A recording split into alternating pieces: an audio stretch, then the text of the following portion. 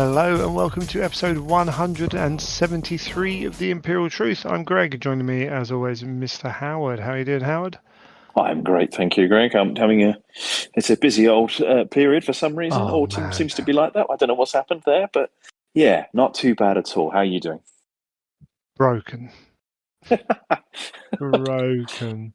I mean, to be fair, you're in recovery mode, and have also got all the busyness happening. So that's you're in a whole other. How can I even say any of these things when you've got all that It's on all there as good. well? It's just taking its toll. But there we go. That's life. It could be a lot worse. Yeah, So and that we move on. is why we have a fun hobby of fantasy toy soldiers. And finding time to record about Fantasy Toy Soldiers. Yeah. It's all good. It's all good. Before we do anything else, Element Games for all your Heresy needs, all your the old world needs in plastic, I'm sure. All Indeed. your whatever else you want. All the Christmas boxes, they'll go quick, but get on them. You're also included within that is Artist Opus for you can get your spooky brush set if you wish. That they've just released for Halloween, and everything else with super quick delivery and good service. And pre-order excitements when that comes up, which seems to be on a 2-weekly basis now. But Yeah, that makes it we'll even talk more about that a keen. It little makes one bit even more later. keen to dive in and get it as quickly as possible from our friends at Element, isn't it? Potentially. Okay. Have you been? Oh, it hasn't been that long since we recorded because of the extra show about the book. But have you been up to anything? I have actually. It's been a bit of an a bit of an effort. I've been sort of deliberately trying to do more, particularly as the house winds down in the evening once everyone else has gone to bed. That's when I'm trying to squeeze in some hobby time, and I've been building up the Mark III kit, and I've actually embarked on a new, long planned, and finally started to execute some Ultramarines. I Blimey. really fancy doing some Ultramarines, and that's what I've actually chosen to use the Mark III kit for. So I'm in the progress of trying to get some paint on them so I can show them off in all their glory, and I'm adding a few other bits to those. I'm just painting up some of the Mark VI. I'm going to try and keep it all to the newer kits in that force, and keep a relatively minor force, and just have them as a way to have a go with those new kits without thinking, well, how's this going to fit and look alongside someone else or otherwise. Yeah, I had ideas of using the new Mark III as a sort of use them as an elite unit or something in an Imperial Fist force, where I already have Mark IIIs from the previous kits and have others I want to add to them. And I thought, well, these might quite good versions of Phalanx Warders, for example, as a basis of Phalanx Warders or something similar. So a slightly more elite unit of the same thing. And to Mark, I think I mentioned it last time. But I've gone down the other route, saying, actually, I'm going to mix them and have them as specialists, in this case, a special tactical support squad, all armed with plasma guns in this case. And I thought, yeah, that looks quite cool to have them as a sort of close support squad, supporting their fellows in Mark VI. I thought that's going to look quite cool as a mixture. So yeah, that's where I've been at. I've been working on this and starting to build up the basis of a new force. Good man. I've done very little, shockingly. Still got like my Mark III sat there trying to get them painted to show off. Yeah, that didn't happen. Just as I say, it's just been like this weekend. I don't think I did a single thing that was hobby related. Your attempt to get things actually painted up, though, you did seem to hit every possible hurdle along there's stuff the way. going on, but still, it doesn't help that Emma. Well, I meant like you went to get the airbrush. Oh, the airbrush doesn't work anymore. Oh, I've got it all now. Where's the hose? Just one thing after another. There seemed to be a problem. Yeah, and the office is tidy, but still not sorted, and that doesn't help. And Emma's working late to try and catch up with stuff, so don't feel like I want to. It's not fair to rumble off into my office every night and do bits, and sometimes I just don't want to anyway. You know, baby's not settling or whatever. All these things, it's minor issues, but it's just been stopping me getting to the desk, and a little bit of disorganisation on my part as well, which doesn't help. But yeah, is what it is, as they say. Yeah, and I mean, it also doesn't help. There's just so many projects. Yeah. Yeah, we've got old world stuff coming out as well that I want to do, and yeah, I've got to get better. I'm really bad at making the most of my time. Procrastination all the time. Little things like there's a couple of discords that are fairly healthy or on and off healthy, like how quick, and I'm not how quick the messages come through, and I'm thinking about leaving some of them just because it takes time, like almost absorbs time, like those little like I stopped playing Heresy Legions on the phone card game because you find yourselves, oh, okay, I'll take 5 minutes to do that, or 15 minutes gone, you know, and then all of a sudden it's like, oh well, I haven't now got enough time to do whatever I was going to do, and yeah, it is surprising how quickly you can lose quite big chunks of time. Trying to remain focused on things is a challenge, and a worthwhile one if you can do it. There's lots of tricks for that, I'm sure, but it does sharpen the mind. I want to try and get my reading habit back in, ready for when End of the Death Part 2 drops.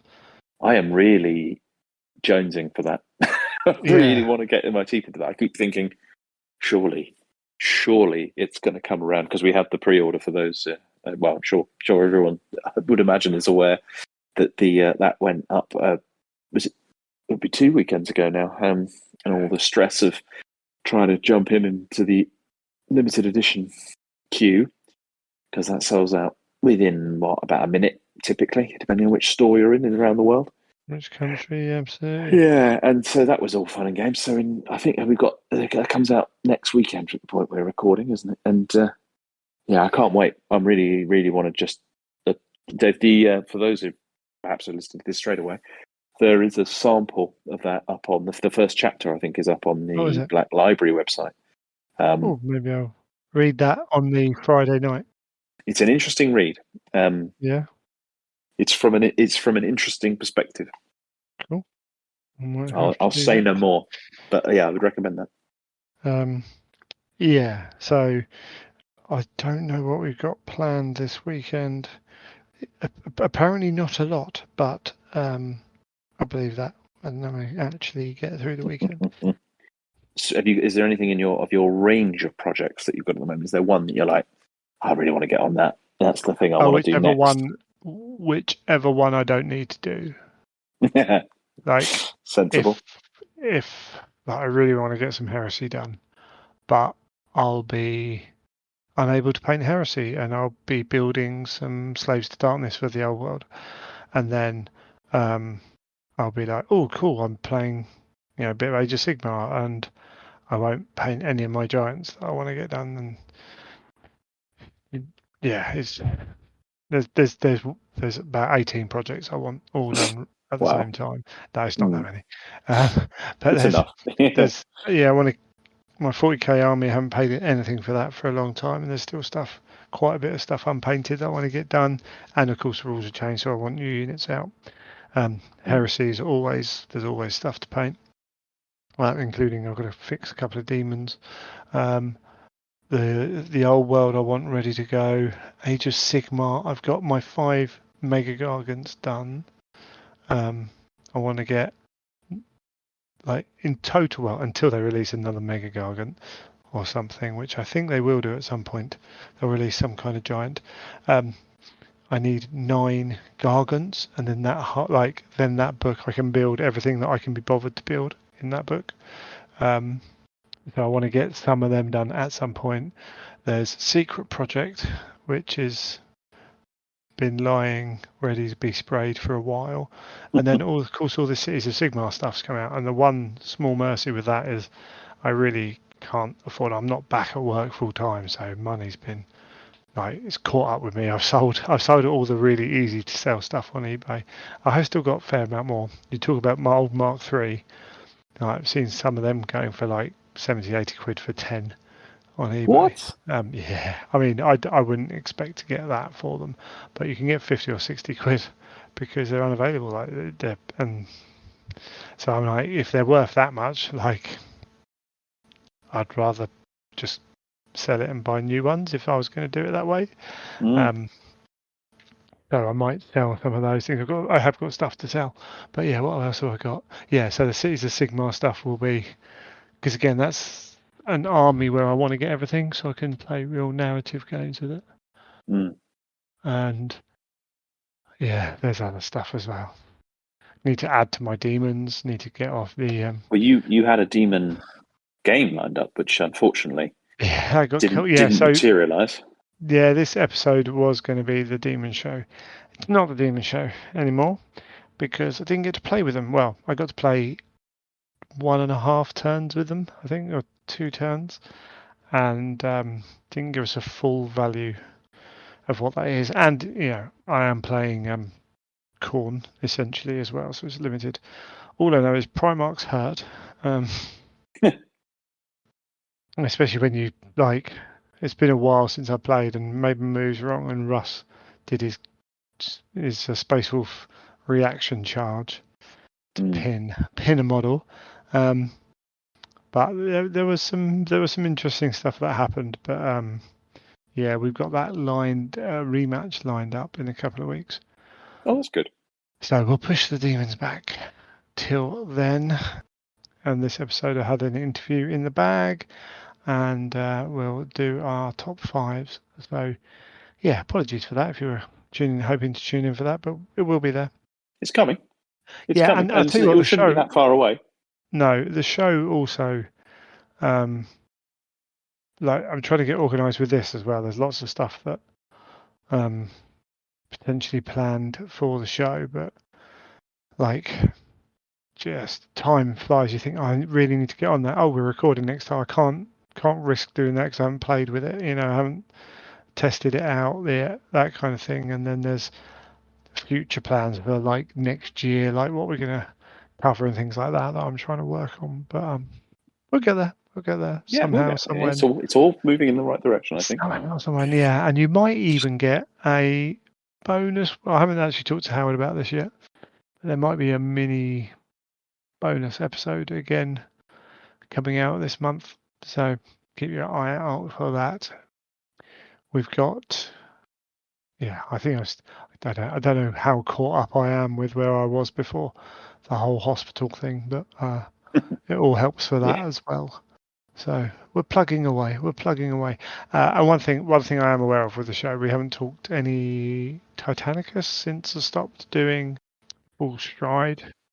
Speaking of which, dear listeners, there was going to be a battle royale. Greg and I were going to have a game. Yeah, again, yeah. Of which we've never actually played a game against each other. No, we haven't. Greg has commented. In fact, that is indeed how I first. I think we had our first conversation. Was you gave advice to myself and good friend Mike, our good friend Michael. He and I were trying to play a game of Blood Bowl, which I had never played at the time, and you came in and gave us some advice.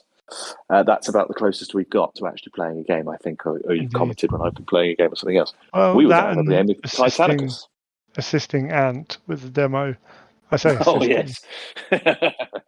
Yes, that was, there was that, of course. Yeah, so we were going to be playing Titanicus, but we live, it's about a 2-hour drive, and with the way timings were going to work, I'm not at the state. Basically, I'm shattered from work. It's still taking its toll. My legs are not quite right where they should be. Technically, I mean, I've still got to go back to the hospital about follow-up stuff as well. So it's all just a thought. If I do this, I'm putting myself in a position where I could be either putting myself in a bit of danger, driving late nights or getting up the next day and driving for a living, or I'm just going to end up losing a night or two being absolutely shattered. So some other time, although I think my missus has filled up every weekend between now and the new year, without all the family stuff started yet. But hey, We'll find it. We'll carve it out. we will have to sort something somewhen. Yeah. But that's a little bit of our little story journey. Usual waffle for the show. Well, we may even turn that into a hobby journey, mightn't we? Well, yes. So we have signed up for Beachhead for the, what's it called? Beachhead Maximal 2024. Fire. Oh, it's Maximal Fire's Titanicus event. It's team tournament. Yeah, definite tournament. Which is not my preferred way, but it does seem to be the vastly numerical way to play Titanicus at events. And even the reports from the Greetings from the Warp, the one that the Advancing Fire guys ran for Titanicus, even though they tried to make it sound like everyone was engaging, it seemed to be fairly, not necessarily the most honed list that people thought they could make, but pretty up there. So, and it's been a while since I played Titanicus, to be fair. So we're going to go down there in February. We So are. That is when that is. I think that as of now, I believe it's sold out. Although, as I look at the Entoyment, who are the local store for those in the Dorset and Poole area, they have one ticket available. So perhaps there is one ticket available. But anyway, it's a ticket of it's teams of three as a way of organising it. I think it's around or just over 50 players typically. It wasn't the last one. And it was superb. Well, obviously, we did a little breakdown after because I attended the last one. I'm a fan of the format. I think it was really good fun. All 5 of my games were brilliant, and then my opponents were fantastic. And yeah, so mixing it up this time, going us with yourself and our friend Dan. So that's not that far away, is it really? Oh, shoot. February's going to be here so sooner than we think it is, isn't it? Yeah, so we're going to have to... we were talking about doing a little, warm-up thing, but we're only going to have about 3 shows to talk about it. Yes. Okay, maybe next show we'll have to put in the hobby bit a little bit of what we're thinking, which means I've got to sit down and I've worked out a vague list. But we'll have to have a little see how we're going to deal with. So we can get some first Titanicus turn in that charging Volper Titans. Oh my god! All that kind of stuff. Which all the giant robot fun. Makes me laugh when people say, "Oh, Titanicus is in a brilliant position, doesn't need rules changes," and I'm like, I mean, doesn't need them. Like, does any game need them? I think you could do with them, but it's all good. It's all good. So yeah, we're going to try and get some, and I'm also going to try. In there. I'm going to try and upload. Try and remember. This is one thing I have been lax on these last month or two, is to get some of the full stride episodes up onto this feed, so we can go back, and then we are going to have to cover some Titans at some point. So that is also on the list of things to do. So yes, it's all fun. Honest Gov. Before we take a break and move on to what's been going on, we did have some feedback from a couple of episodes ago. Lee on Instagram talking about Demon Primarchs.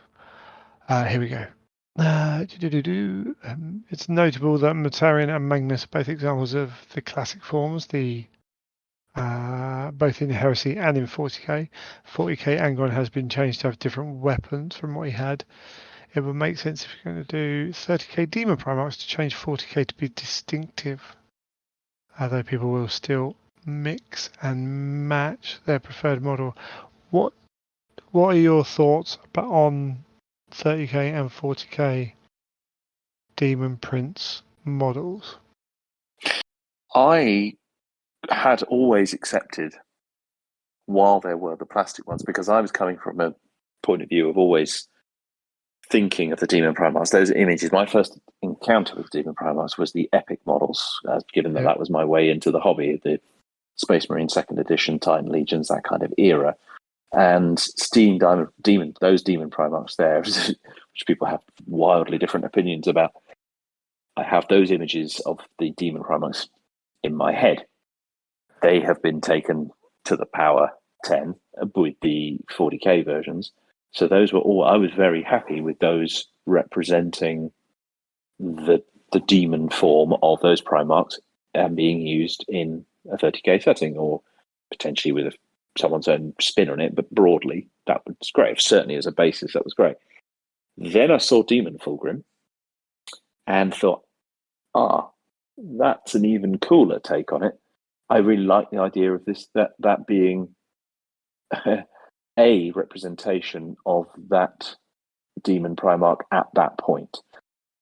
There is a suggestion that there may be a Demon Primarch version of another Demon Primarch version of Fulgrim coming that is typifying the 40k era version, and that will be different to what we now see in 30k era version, which I also quite like as an idea. I quite like this idea, almost this progression of here they are as a Primarch, here they are as a having recently undergone an apotheosis version, and then a version that is much later. Obviously, demons being timeless and things, that doesn't entirely necessarily work, but it's just another version. And I'm here for that. I don't mind there being other versions of it where here's a more extreme version of them, and here's a slightly closer, almost like a midpoint between the two version, between them as a Primarch and an extreme demon version. So yeah, I'm kind of behind it, having now seen that. I would have said it wouldn't have been necessary. I wouldn't have felt that it was necessary, but then more. Well, I'm of that opinion of more is better. Generally, I absolutely don't think it's necessary. Except for Fulgrim, because he didn't have a model, yet. I can't imagine that we're not going to get one. I've heard some wild. A friend did make me laugh. Sent me some screenshots of a chat this guy was having with him, saying, basically, why did they do it? They've made it Heresy because they know they were not going to sell many Fulgrims, and there's only like 30 White Scar players worldwide. There were some interesting takes which ended up with basically Forge World aren't even part of GW. They're a license. It made me chuckle. Anyway, I don't know. It's an interesting one. Like demons. Well, anyone, like all the Primarchs have multiple weapons. If you're a demon and your Primarch is made of, and your weapon is made of the Immaterium, it can look like whatever you want it to look like anyway. It can look like multiple things as you're throwing it. Yeah.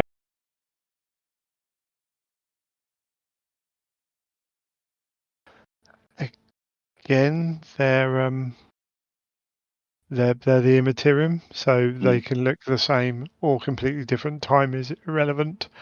Form is irrelevant. Particularly when we get to someone like Magnus, like even more irrelevant. It'll be really interesting to see what happens when, and I assume it will be Sam, does one of the three Primarchs has got a plastic model. Because what do you do with Angron? Like, do you take, I assume they're not going to make it that much different from the plastic. Obviously different. Well, it becomes it because if you took it in isolation, I could very much see, like I said, where I'm sort of theoretically putting Fulgrim, I could easily see a version between the current resin Primarch Angron and the current plastic demon Angron. There's a midpoint between those two, where he's not quite as enormous and what he is there. However, where I think that becomes an interesting conversation or an interesting image is the imagery we see on the covers, for example, of the Heresy book series, specifically the Siege. those certainly Mortarion and Angron appear on those, and they are basically, particularly Mortarion is on the front of. It's the Garrow book, I think. He features on the front. Anyway, regardless, he features, and it is the version that is the current plastic Demon Primarch version. Neil's used that as an inspiration or a jumping off point, and it's very, very close to that. So that point, you think, oh, then that's a resin version of that, or a sort of Age of Darkness specific version of it, resin version of it, suddenly becomes very specific indeed. Like here they were for 1 week in this iteration.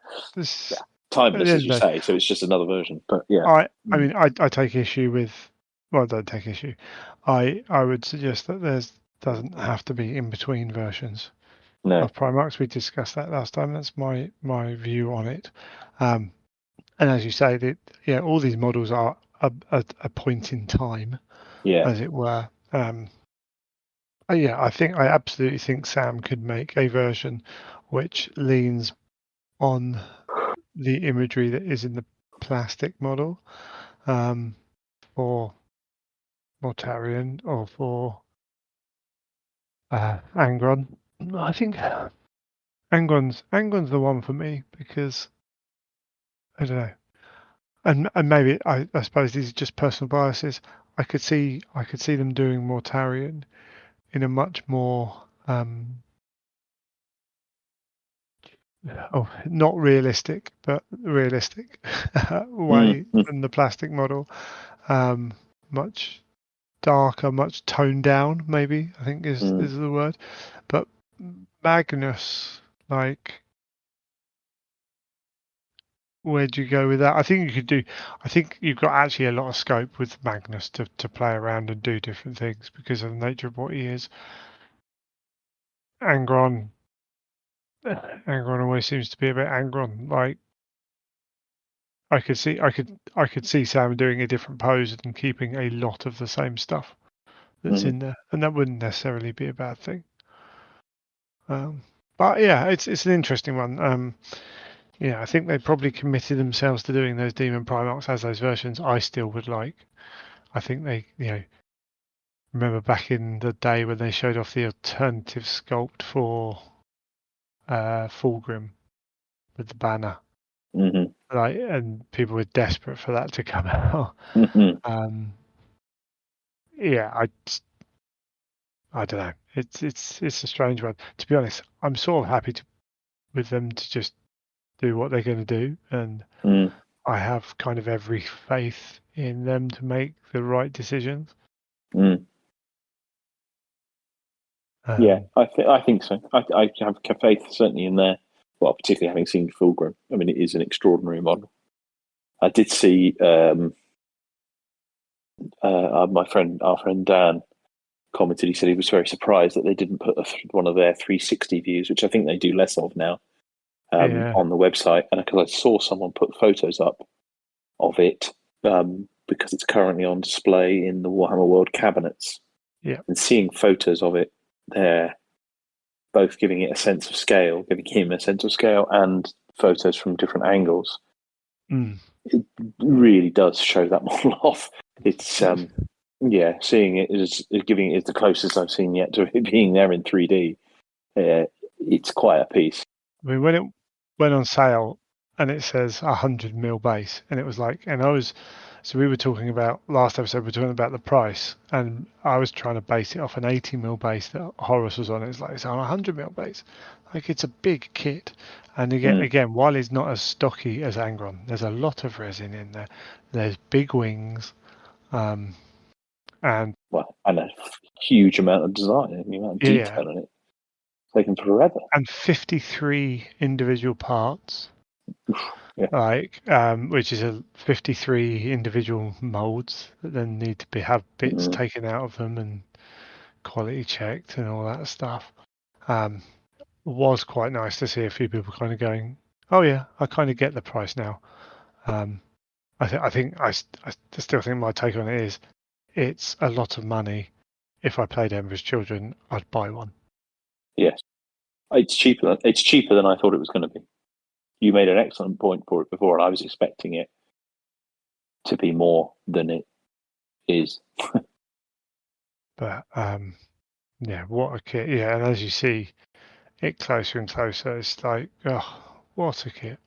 Yeah, Absolutely, Sam's absolutely outdone himself on that one. I think yeah, I think that's one of the best they've done. was yeah, okay.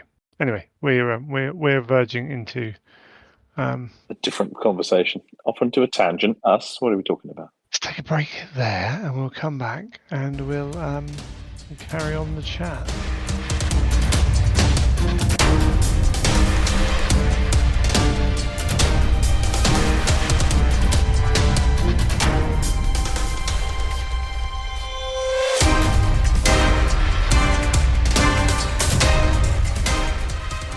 Okie dokie, we were breaking into talking about the news, which trying to remember that we do that after the break.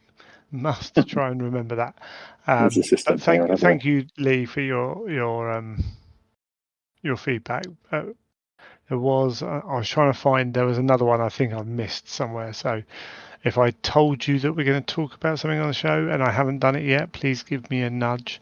You can email greg@theimperialtruth.com. That might be the easiest way to do it. There was definitely someone who said something that I can't remember what it is or where it is. My sincerest apologies. So, it hasn't been that long since we've recorded, but what we have got is some more tiny tanks. Quite a bit of tiny stuff has been coming out. The last, pretty much every article this month has been, every Heresy Thursday has been another drip feed of cool things. Much to the frustration and chagrin of many people, but whatever. I think they're like I don't necessarily think the Games Workshop have gone about this in the best way. I think they're trying to push Legions Imperialis because of the delay, which I completely understand. Breaking down lots of different articles about small stuff. A couple of those articles have been pretty nothing articles, which can happen on Warcom anyway. But yeah, maybe they could have backed off a little bit. Would have been quite cool to get. Yeah, you could combine a few of them. Would have been quite. I mean, all the drop pods is an obvious one to have put in one article. I would have thought. It feels like you're stretching it out a little bit by putting those out, even though they are then in and Spartans very clear they're separate box. Yeah, exactly. Those two together would have been made sense, and possibly put like the data card in there, perhaps. The unit card would have been quite nice. To break it up a little bit. That would have been quite fun. They're in an awkward position, and then again, there's a lot of people getting. I've seen quite a few almost angry comments. It's basically been confirmed by people who work for the company that the book had to be reprinted. So you have to order a reprint of X number of books, which then have to be shipped to relevant places and then have to be put into the box and the old book removed. That is a logistical, it takes time. So, like the fact it's not out yet. Okay, I get that this is the difference, isn't it? I get it's frustrating, but when people are, some of the comments are going a level beyond being frustrated. They're getting angry, and it's like, well, like it's coming. We know it's coming. Like it'll be there. And yeah, people go, I'm losing interest. Yeah, okay, I kind of get that to a point. But again, if you were interested, why are you not in? Like, like there's that whole time thing. Don't get me wrong, but if you were really interested, like a few articles, I don't understand how. Oh, it's another article that doesn't tell me anything. I'm losing interest. I lose interest because of the amount of time it's taken and because you get distracted by stuff, and I understand that. I don't understand they've given us, and they've shown off a model that we knew was going to come, I've lost interest. I don't. That's alien to me. I do fear slightly. There was an interesting YouTube, I think it was Blackbriar Games, put it up. One of the YouTube channels put up a thing of has the delay benefited the game, and there's a discussion on there. I do fear slightly because I hope the game does really well. I love Epic Scale. I really want that to do well and go on to do lots of things, and they are clearly putting substantial support behind it just by virtue of the number of kits that they're doing. I mean, plastic kits are not something one does lightly. So they're clearly throwing things behind it. I hope it does really well. I fear that it will have lost some of its shiny new item. Because I can see that. I think the sort of rage version of that of I'm losing interest, well, that's highly personal, subjective. That doesn't care. I do worry that it might have because it's been announced for so long and should be there. I fear that someone would go, oh yeah, no, that's old news now. I'm interested in the next thing already. That would be a shame if that's happened, and I'm sure they feel that themselves. This is why GW people are kicking themselves, aren't they?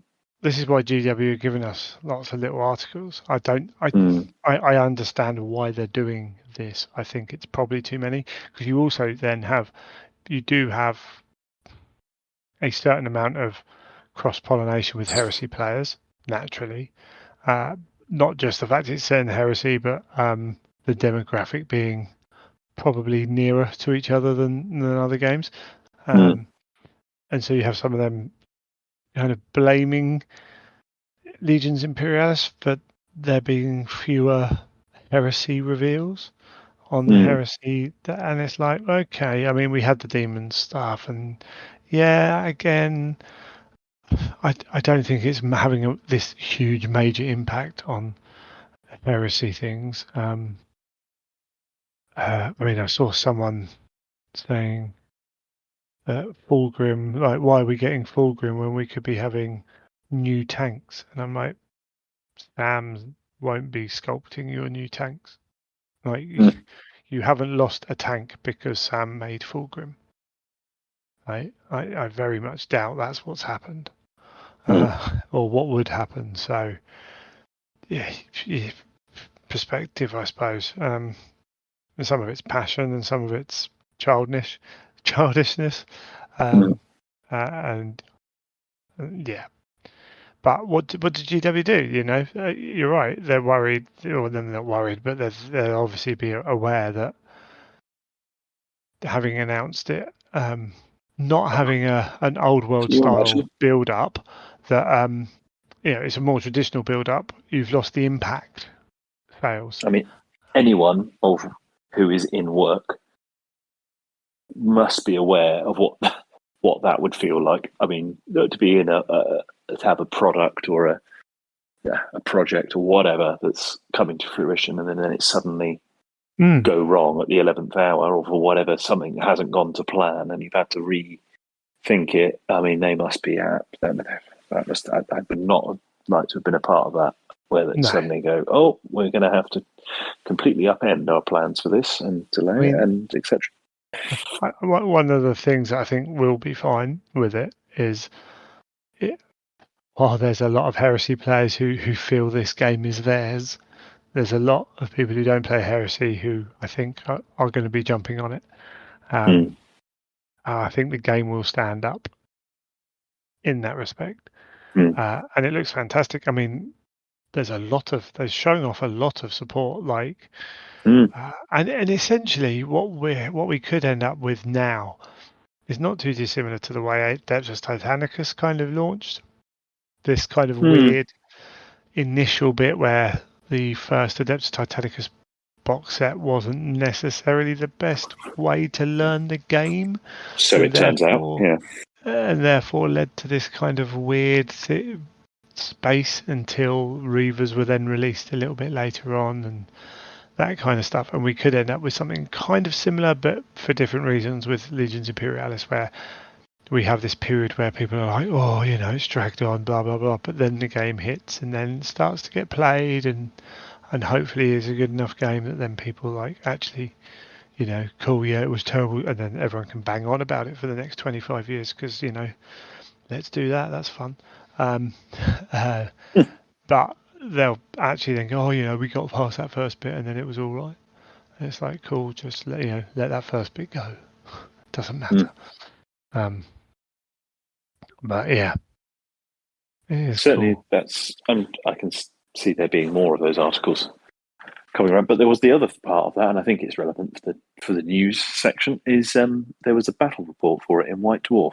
Yes, which, yeah, I've no idea kind of exactly if that was changed, if that was pushed in, if of what was. I haven't actually been able to sit down and read it yet. I've kind of caught up with aspects of it, third party. I did read it. I read it sort of line by line. I was really interested. It's the first battle report.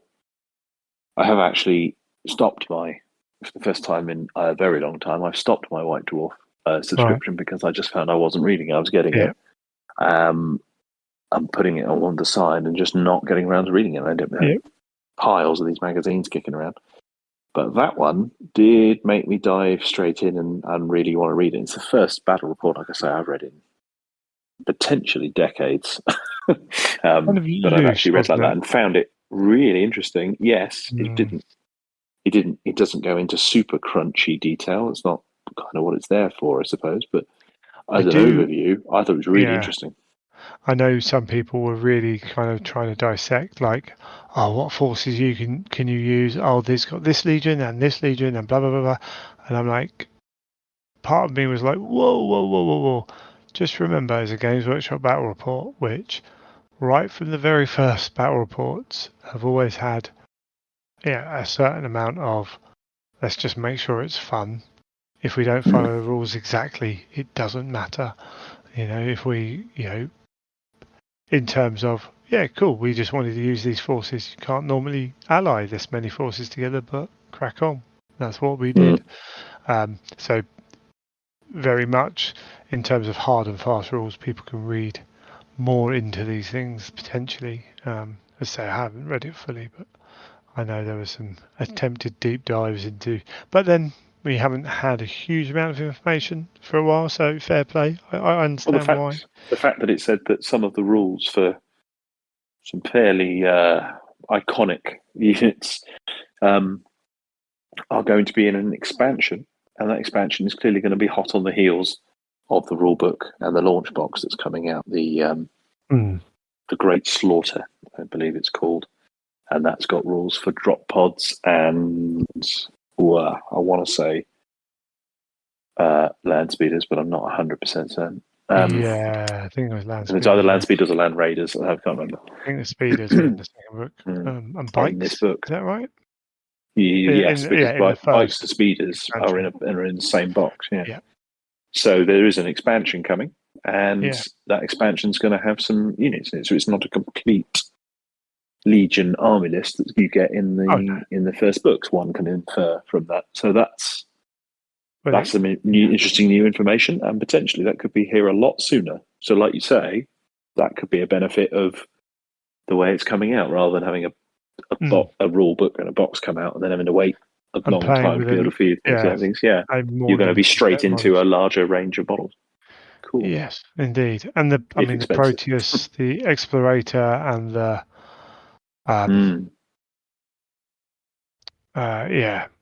carrier the version. models looking good. Yeah, the carriers and the Proteus, superb looking models. Hazard stripes on models that big is insane. As is the fade on the yellow as the base for that. But Iron Warriors ones, I hadn't seen any of this scale in Iron Warriors, and that they did look really good. Super high def version of the old school plastic Land Raider that you got, about 120 Marines in a box with a bunch of those Land Raiders, or a Land Raider company of 12 or more Land Raiders in it from classic Space Marine era. That looks superb, and these continue that trend, which I'm so excited to see. I can't wait. Yeah, absolutely. Spartans are looking cool. What was really interesting was the Dreadnought drop pods. Mm. Well, not necessarily the Dreadnought drop pods. Have they named them? Legion Palisade drop pods. So rather than having infantry or walkers, they contain powerful shield generators, projecting an energy force field, protecting accompanied drop pods and their contents from enemy fire. Which sounds like a really cool system, and particularly with the way that deep striking works in 28mm Heresy, would potentially be a really cool item to be able to take in your armies. Which they would now have the basis for, even though things do not scale brilliantly between the two. It doesn't work like that. You have to completely rethink how detail works in a smaller scale, as well we know. Exactly. However, these kits would certainly provide a solid basis from which to go up to 28mm, particularly the way these kits are fully articulated, etc. Yeah, and the other option for them is because it's based off a Dreadnought drop pod. So it's only internal gubbings that's different, really. And the doors, there's bits on the doors. There's something else that goes on the doors, but the centerpiece as well. So even if you're doing it that way, it's not a huge amount of extra work comparatively, at least. And that would be something cool to add into the 28mm version. It certainly would. We'll see. Fulgrim's out. It's super cool. So cool. It's such a big model. Force of that being on 100mm, like. Yeah. And he's people were guesstimating like a foot tall. Up to the top of the wings. And I know a lot of people are worried about transporting him. I'd just have his own box. I'd just get a box and have him magnetized in that, and then you're fine. Like, then it's not a problem. Like, I really don't think it's as big a deal as people think it is if you make a small effort. And I think we will be seeing. I was talking to someone who said maybe a Golden Demon entry next year, and someone else I saw on Twitter said something similar. Yeah, I think we're going to see at least one, aren't we? The closer you look at that model as well, just the better and better it gets. And that's something like, and the paint job as well. Yeah, they have. That really has come together, hasn't it? What a model. And then, we had the End of the Death Volume 2. How quickly can I read this? I don't read quick anymore, and I don't have a huge amount of time to sit and read.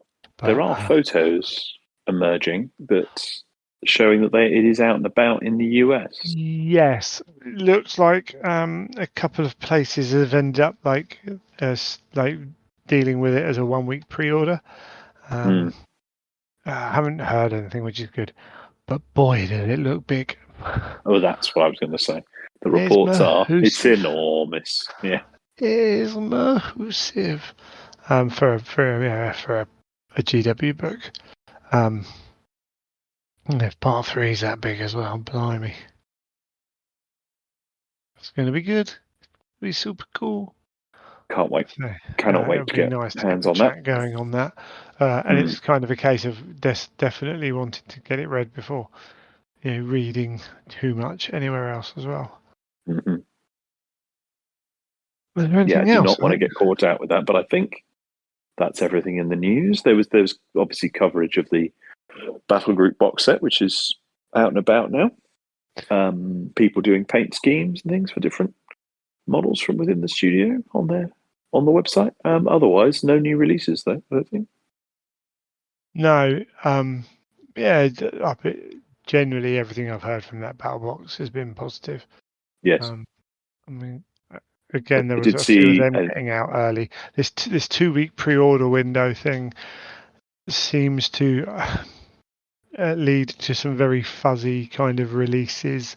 Was some people were being offered like the chance to pick up that box like the Monday or the Tuesday of the week before it came out. from their local friendly stores. Yeah, I don't know. I'm not sure why they've implemented this 2-week period, maybe just to mitigate issues at warehousing, which is the kind of most common logical jump. But it seems to be it's throwing up a few other issues for them. And they said it was temporary as well. Whether it then gets made more permanent, who knows? But it's an interesting one. It does give you more time to don't feel the rush so much to order, unless you know it's something like that Battle Box, which is going to be limited in terms of how many are available rather than limited edition.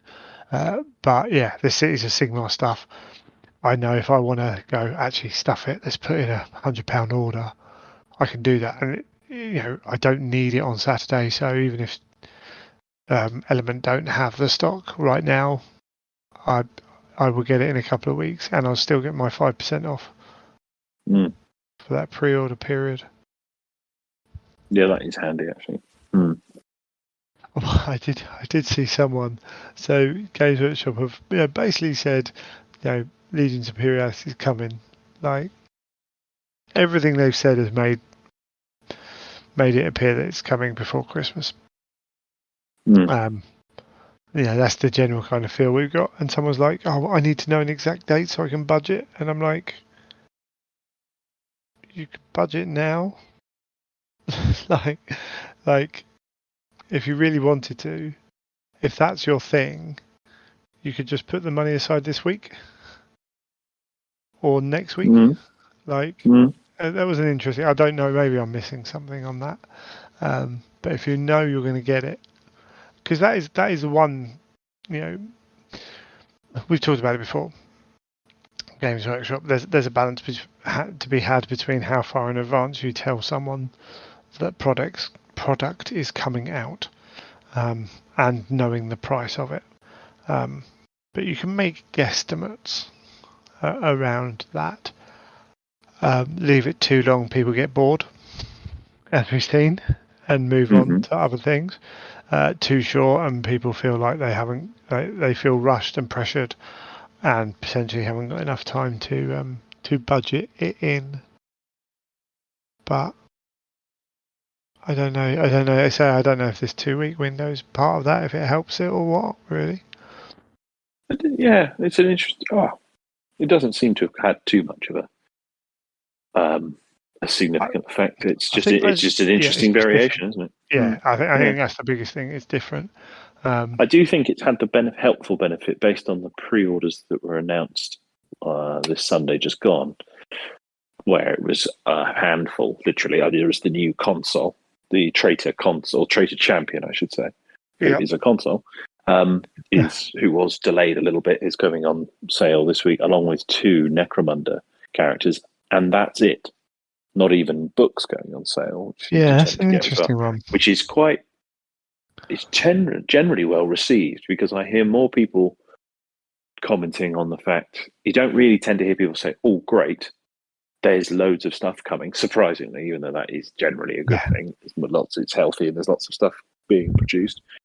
Generally, it's I can't keep up. I'm finding this overwhelming, and that's from a number of people who we know who are playing multiple systems, and who, as one staff member once described them as our frequent flyers of the Games Workshop hobby. They would pick up a lot of stuff, and they were happy to do so. Even they were feeling they're like, "Oh my God, this is relentless." Every week, I'm going to have to get all the limited stuff for that. People weren't doing it. So the 2-week pre-order seems to sort of coincide with a sort of just a slowing down of that relentless pace. Is that slowing down? Because the week before was a humongous amount of stuff. Well, this is it, isn't it? Yeah, all the Cities of Sigmar stuff, plus Warcry, plus books. Like, that didn't make sense to have all of them there and then have 3 items this week. It's like, ideally Games Workshop would want a more steady, constant stream. So so cash flow is smooth, rather than in fits and starts.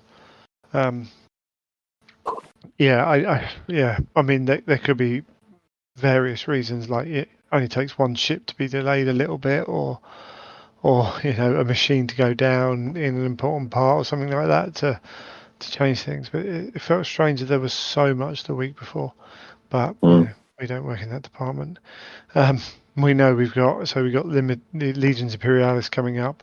We've got the Christmas boxes, which always going to be popular. If you want one of them, get on it quick, because the really good deals and the popular armies will go in no time at all. And then in the early part of next year, end of January, start of February, we're getting the old world, and there's they're going to have to support those plastic lines, otherwise people are going to go elsewhere and purchase those. So, I mean, there's a lot going on. We talked a little bit about the possible release date for the old world, and slightly earlier than I thought, to be fair. But looking forward to it, and boy, that's another strain on the production cycle, isn't it? But yeah, they'll have plans in place. You don't get to be, this successful a company without having ideas about how to do things.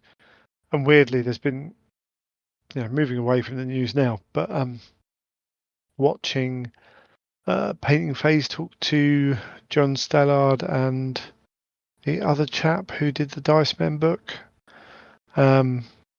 ex-GW staffers, Jordan Sorcery, talking to them and other people as well. He's got interviews with like Thomas Pirinen and other people. GW,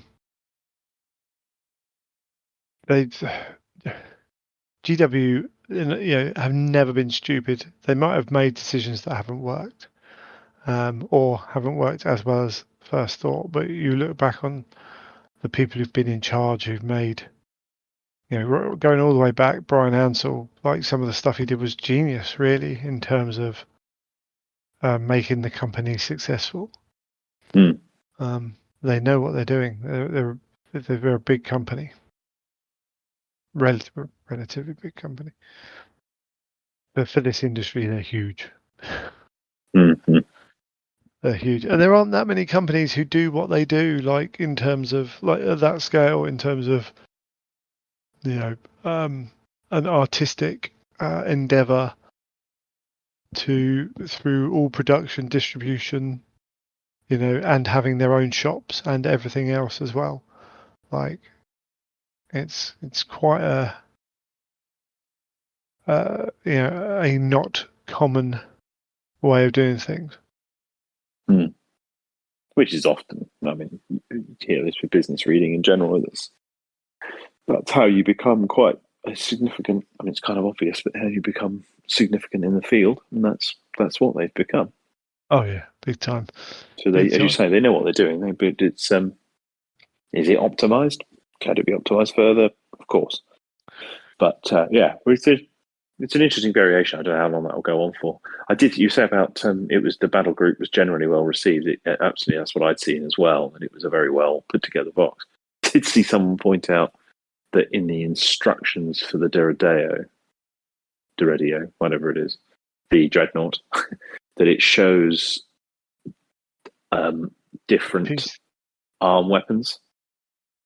So it shows the arm weapons, but it shows a plasma on one side and a autocannon on the other, which of course you can't do in the rules. Unlike other Dreadnoughts, so it's just showing you what you look like. It's a curious way of showing it. Yeah, it's because it does that, and I think that could be misleading. Potentially. Geeky Cheese pointed it out as being just be careful if you don't know what you're building here. That's not. Yes. You don't build it that way. That's the only bit of feedback I'd seen on that, other than people having opinions on the Mark III. Yeah. I did see someone, bless him, a friend comment on that you had guide holes on the shoulders but no lugs on the arms, and it's like, yes, you do. I cut the first 4 of mine off as well. Yes, I thought the same when I saw that. Yeah, they are small. They are Henry very small. Henry points that out on the. Well, not only are they small, but they are at the point. They are the point of connection to the sprue. Yes. Yeah, they do look like flash. So is no reason to not think that's just part of the gate that connects the sprue to the thing. Yeah, I just saw Henry point that out on Henry of Cult of Paint's video discussing the Mark III. Said, just be wary of that. I think that, yeah, good point. You easily cut those lugs off by mistake. Quite a few of us will probably have done that. A few of them. The worst thing is like starting the second set and I kind of did it again. I'm like, oh no, cut that off there. Hey, it's all part of the fun. Okay, let's take a break there and come back and do our top 5. Oh yes.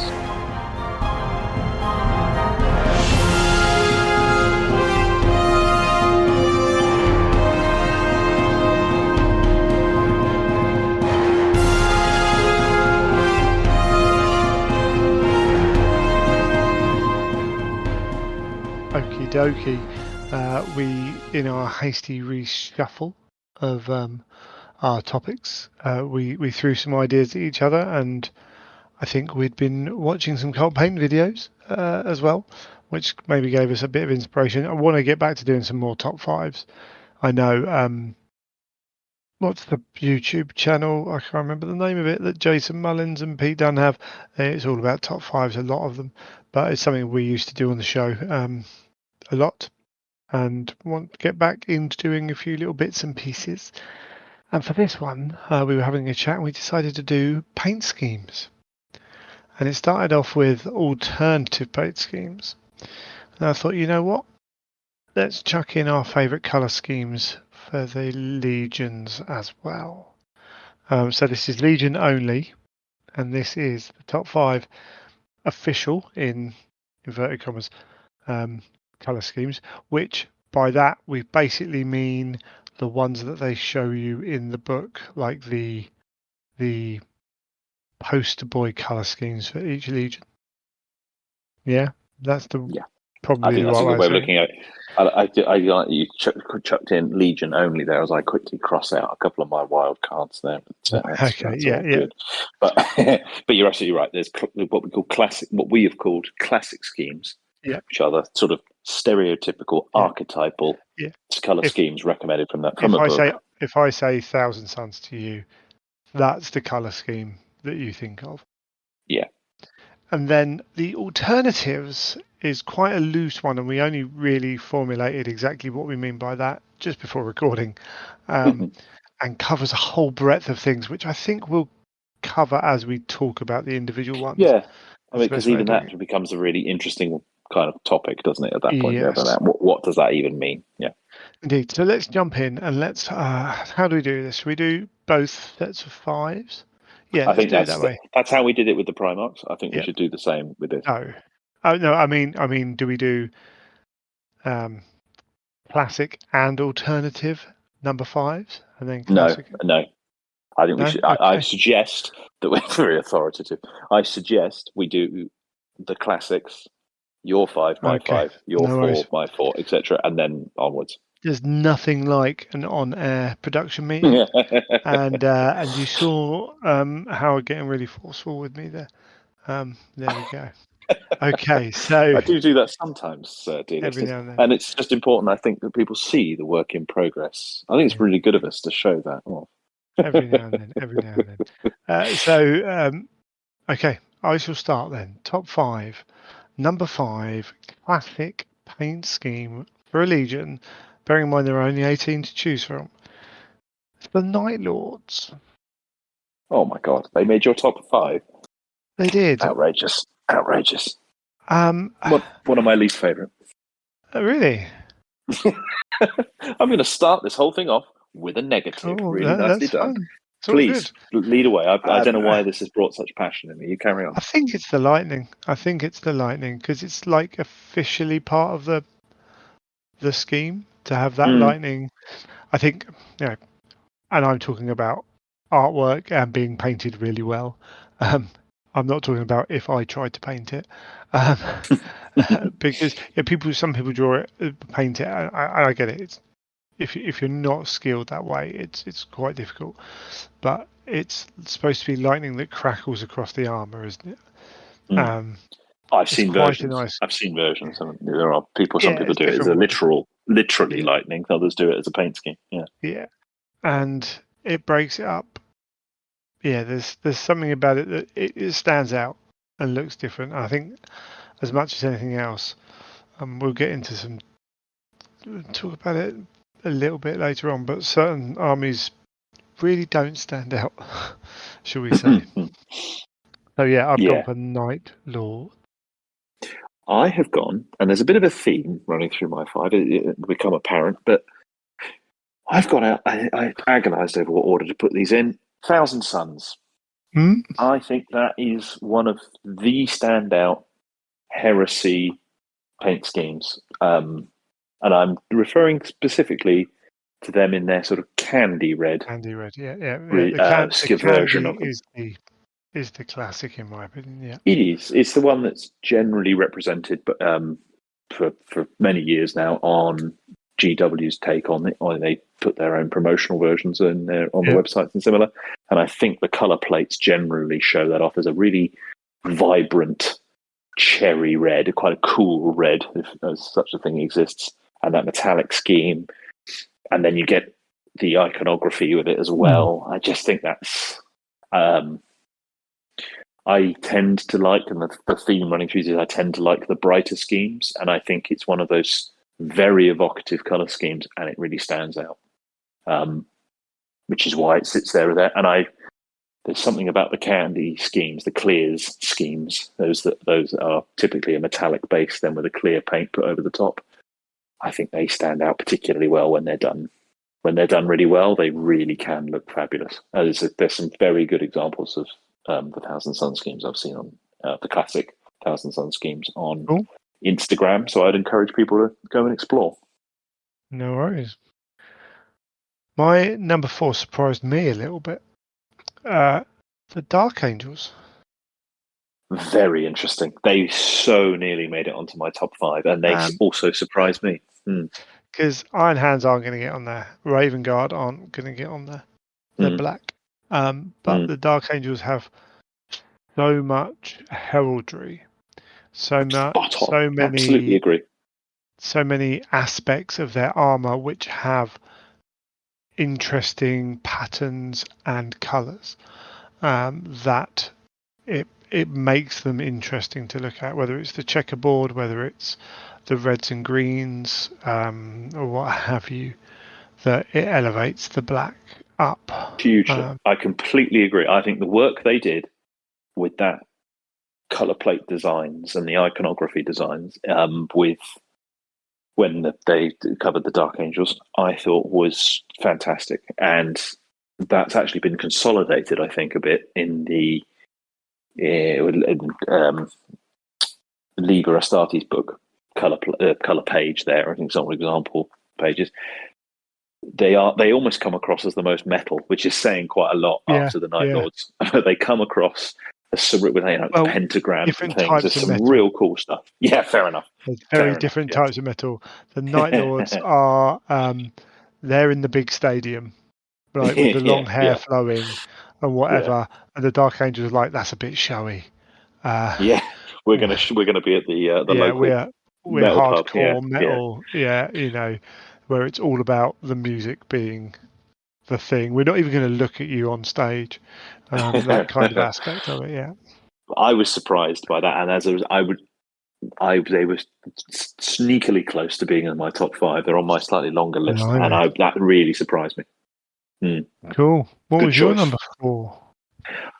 Again, struggle to put this in a particular order, but if I had to go, was pushed Ultramarines. Really? I think, yeah. I sorry. think that is that. I strongly disagree.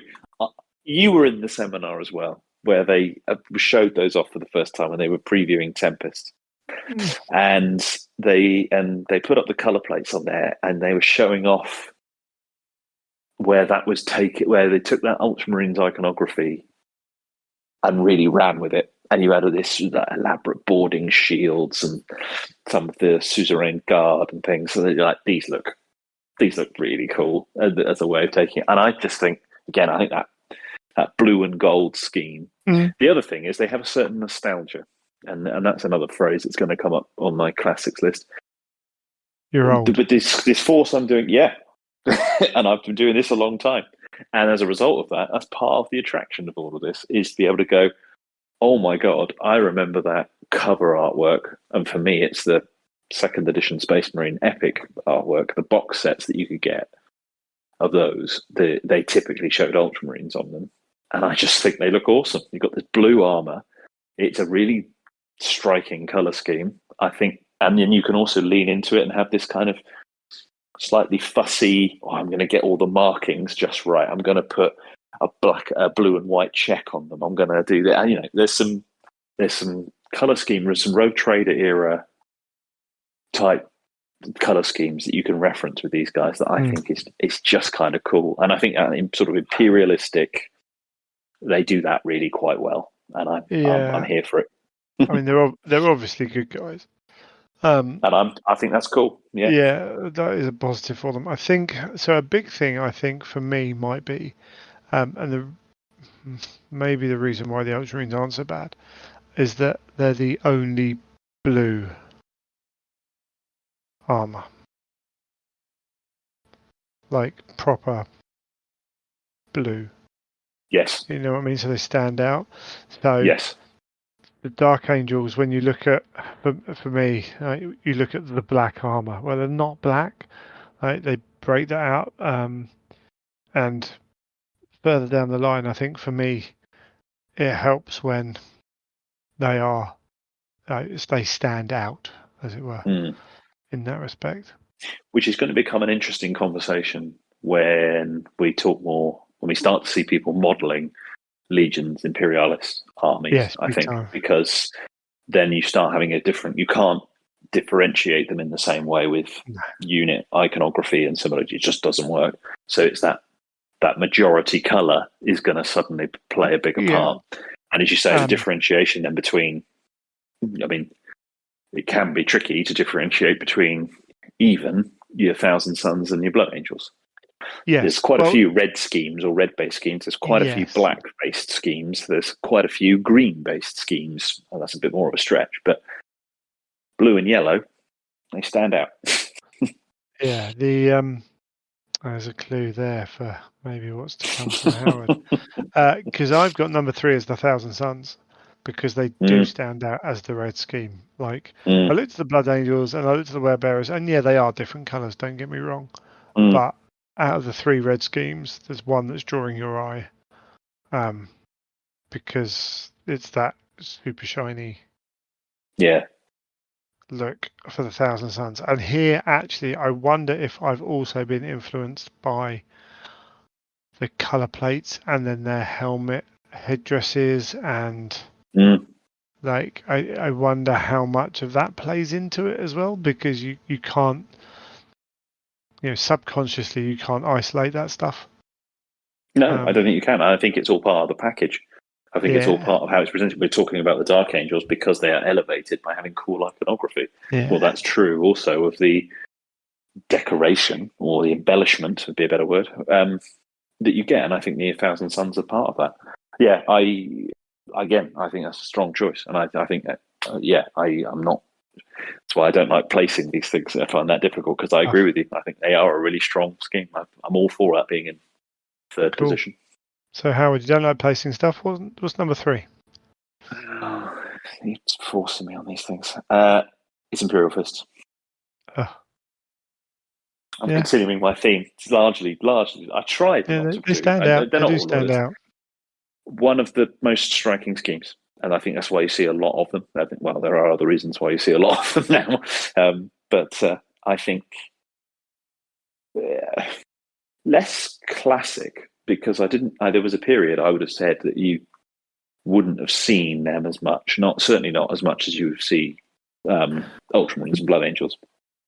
That said, the game that probably got me into this hobby even more so than Epic, or earlier than Epic, was Space Crusade.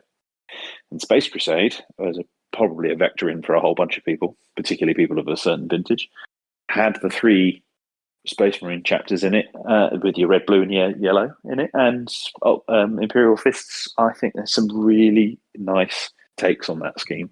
And when you see that painted up as an army on a typically grey ruined board, looks great for the same reason that the Thousand Sun schemes look great. But you don't get much brighter than, there's a couple of examples of getting a bit brighter than yellow, but I think it looks cool. Not sure I can really elevate yellow as just generally as a colour, but they are bright and they do stand out. There is no doubt about that. I think when they're done well, and when you see them painted with some cool weathering and whatever, they're great. The problem with them, which I think would be a reasonable criticism, is it can be a very difficult colour to paint. I think there's so many. We're in an era with so many guides and things. I think that helps, but it could be really frustrating. But when it's done well, I think it looks bloody good. I was a little bit surprised with my number 2 as well. Iron Warriors. Really? Yeah. I just think, again, they stand out in a different way. Do they? Yes. Yeah, because... I mean, you've got experience with this, of course, having painted a fair few of them. Expert Iron Warriors painter. Because it's that silver metal, like the shiny... Well, not shiny per se, but reflective almost. Metallic colour with the hazard stripes that go with it. That they don't stand out in a bright way, but there's nothing like them.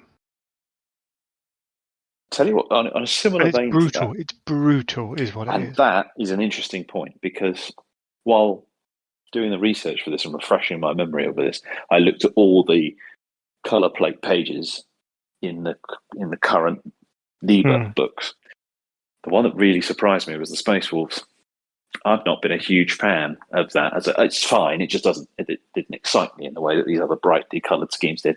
And I saw it, and I hadn't really looked at it in detail before, and I went, "Oh no, that's really quite cool," because of the brutality of it. And I agree with you. I think that is where. Yeah. But is that because you typically see it as quite a weathered metallic, and you typically see it with the brutality can come from some of the add-ons. You tend to get the spikes rather than the studs on the shoulders. I think the colour scheme in itself, because it's brutal. So you're right. And this is where it's not shiny. It's not necessarily reflective, but you can see that it's metallic, and then it's worn down, and then on top of that they put hazard stripes. There's no.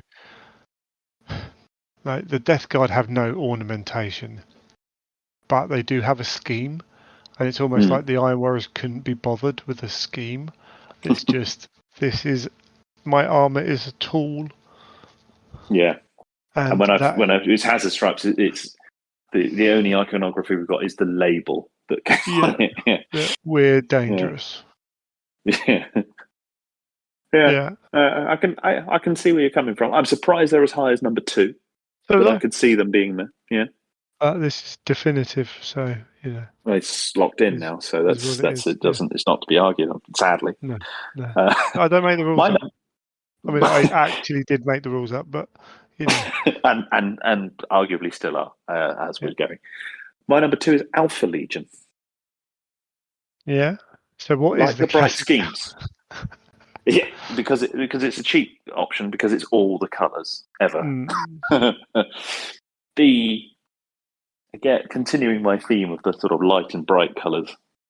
That definitely it was. I think it was my number 6. That metallic, pale blue, teal colour. I like it as a challenge. I think it as a painting. I went through quite a bit of experimentation, because I don't think it's something it's not easy, I don't think, to get it. If you've got an idea in your head of what you want to try and do, I think it's quite difficult to actually achieve. I think I've seen 2 Alpha Legion armies look the same on the table.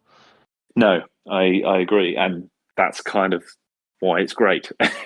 I'm really pleased with the way it got to in the end, but I think that there's some really clever things you tend to see done with them. That slightly iridescent scheme, again, it's just something you don't expect necessarily. And then you see people do other variants on that, and you've got some units go down a completely different way. It gives you a real freedom to do a whole bunch of things in an army rather than perhaps looking at the Ultramarines on that list, which is going to be far more literally uniform. I think you can do some really interesting things with Alpha Legion, and I think that when it's done well, again as an army, you tend to see that there's some really cool pre-shade metallic with the blue green over the top. That can look awesome as an army, and then when you add in weathering on top of that, lovely, with some very cool iconography as well. That sort of predominantly blue green, but then with the silver on there as well. I think that can look very cool. You can do some quite ornate ones because it's not necessarily all about sneaky. I mean, but some of it is about be showy. Scheme, so I'm going to stop you there. Cool. Yeah. No, I say What's your number one? What's the top? 6. Number 1. I mean, there is only one. This was nailed in without even worrying about what other options were there. It's the World Eaters. It is categorically the greatest colour scheme in Heresy. I think it's up there as definitely top 3 greatest colour schemes in the whole of 40k. Probably still number 1, and it's up there with Howling Griffins. And yeah, I don't know who else I'd put in there for 40k. There are some good ones, but World Eaters is it's the nuts. It's that off-white, the blue to set it off. I do think some of the more recent versions of it that I've seen people doing, and then you see it on where people are covering on YouTube channels or Instagram accounts, and perhaps it's coming out of what we see with the latest color plates and the way they're represented. The blue of the shoulder pads seems to be slightly lighter. Yeah, than I've done it, and I quite like it. Yeah, it's the trend to have it, mind it to differentiate it. No, I quite like it because I think it differentiates them quite nicely. I don't mind it. I think the classic, I say it's not a dark blue, but like a mid blue, mid blue is I just think that white and that blue contrast really well without. I mean, it's white, so it's never going to clash or anything like that. Anyway, but it's whitish, but it's not the full white of the White Scars. It just sets it off, and then the red logo and touches of red on top of that, which actually is an interesting color choice, which works brilliantly, but isn't necessarily what I would probably add as a third color without having seen it first, like with the white blue. I think it's quite an important extra to the scheme is the inclusion of those sort of red markings. Yeah, from whatever source they come from. I think they actually are. I agree. Yeah, I think it's actually an important part of it. Yeah, I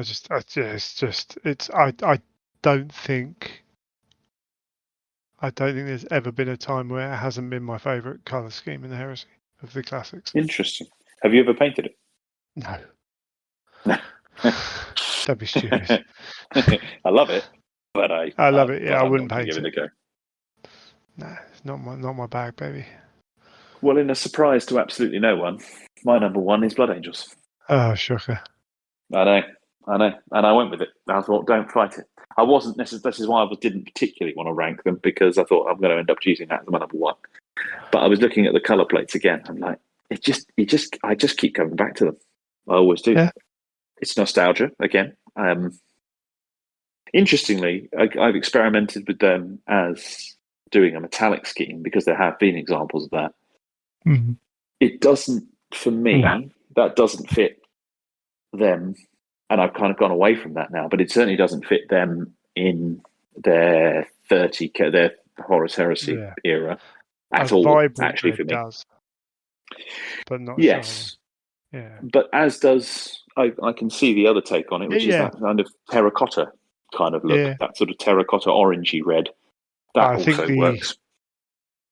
I think that vibrant, like life-giving blood colour it's amazing how well it works on them And without what it I think, necessarily being part. Like it, like I mean, maybe subconsciously it does add into that fact, but it just works really well on their stuff and the gold around it, obviously. and not yeah, and I think it's that, like we said with the others, I think it's those extras that elevates it. I mean, The areas of black marble, I think, can yeah, look amazing when you and see that done, and then the iconography layered on top of that. I just think the richness of some of that can be really spectacular. if I looked back at all the armies I've ever painted for anything, I think the most common combination of colours I've ever used, did it on my Tomb Kings, did it on various other bits and pieces, is black, gold, and red, because it almost doesn't matter what. It doesn't. Gold's never going to be the main colour, but even if it was, you can still get away with it. All those three colours in any combination, any mix, percentage mix, they will always work. Yes, and I think it's why you see it quite so widespread. It's such a strong colour scheme. Yeah. Even if you chuck in the odd bit, chuck in some white iconography in there as well, I think that can work really well. And this description of them as the Renaissance weaponized, it's just some fantastic imagery. It's such a contradiction in so many ways. This kind of real artful thing going on. It's I love them. It's amazing, isn't it? How like blue and red can work really well, like Spider-Man. Sorry, like Superman is what I was thinking of. But if you get the proportions the other way on Superman, it just doesn't look right. If you swap the blue and the white of the World Eaters around, it just wouldn't look right. But black, red, and gold in almost any combination, almost any combination works so well. Fair play. We probably could have made money on the Blood Angels being up there. It was going to be on that list. Although I struggled with them having two red schemes on there, Blood Angels and Thousand Sons. I think there's a factor in that. My honourable mentions, I had 3: Sons of Horus, Emperor's Children, Dark Angels. Emperor's Children was one I kind of thought of as we were talking through it. I was like, should I have put the Emperor's Children up there? Yeah, maybe not. I was a bit surprised I didn't lean into the because I like the Wolves scheme, but I don't think it stands out enough for me. Yeah, I was surprised. There's actually quite a few I find that sit a bit like that. There's like the duller ones, as you say, all the black schemes, stand out in the same way. They're cool in their own right, but they're not iconic in that way, and that's what I was trying to capture with that. And list, maybe that really speaks to our simple natures that we like bright colours. Yeah, basically, yeah. Does it stand out on there? Is it totally unrealistic? Yes, good. I'm in. Okay, cool. So the best schemes are World Eaters and Blood Angels. Obviously, World Eaters first, but that's locked in. Alternative schemes. No. You start with your number 5 and tell me what it is and why. I'm going to change my order up on the fly. I'm going to go with Thousand Sons pre-Prospero. Now, my list of 5, I should point out, is 4 out of 5 of them I've just gone for variant schemes that exist in publications one way or another. And obviously, these are just examples of one of the virtually uncounted number of variations and things you could do. But that one is one of the examples where it's shown off about what a legion might look like before they were reintroduced to their Primarch or some other significant development that allowed them to codify and develop in a particular way. And the pre-Prospero, as it's described, Thousand Sons, where they were still known as the Thousand Sons, is a bit more of a significant departure from that sort of template that you tended to see, which was the ceramite grey Mark II armour, with perhaps, if you were lucky, a coloured shoulder pad. This was it was almost a white. They're so distinctive because they've got quite a distinctive helmet. The colour scheme is inspired from how I think they were painted in their earliest versions of Epic. and you've got this sort of very grey white, and then you've got blue and orange shoulder pad. Weird. With any of the trims are sort of unusual colour. It's so unusual. It's so brightly coloured for a scheme. Particularly in It was almost Heresy. jarring. Yeah. Like, you might see something like this in 40k. Yeah. But in Heresy, I think if you're doing it now, if this wasn't around, I don't think anyone would come close to this colour scheme or anything like it as an alternative. It feels very 80s somehow. Feels Yeah. very much of its era of creation. Feels like it breaks the rules a little bit. Yeah, and I don't really know why, but I completely agree with you. Or how they got there. Yeah. But no, that's it's such a jarring jump from that to then the cherry red as well. It's not like some of the others where there's a different evolution. Yeah, so that's where mine was. That'll be my number 5. Magnus obviously really didn't like it. When he came, he was like, no. Bit too on the nose, having the giant M as as my logo. Yeah. So let's change that up. Which is weird as well, because it means it's 1,000, isn't it?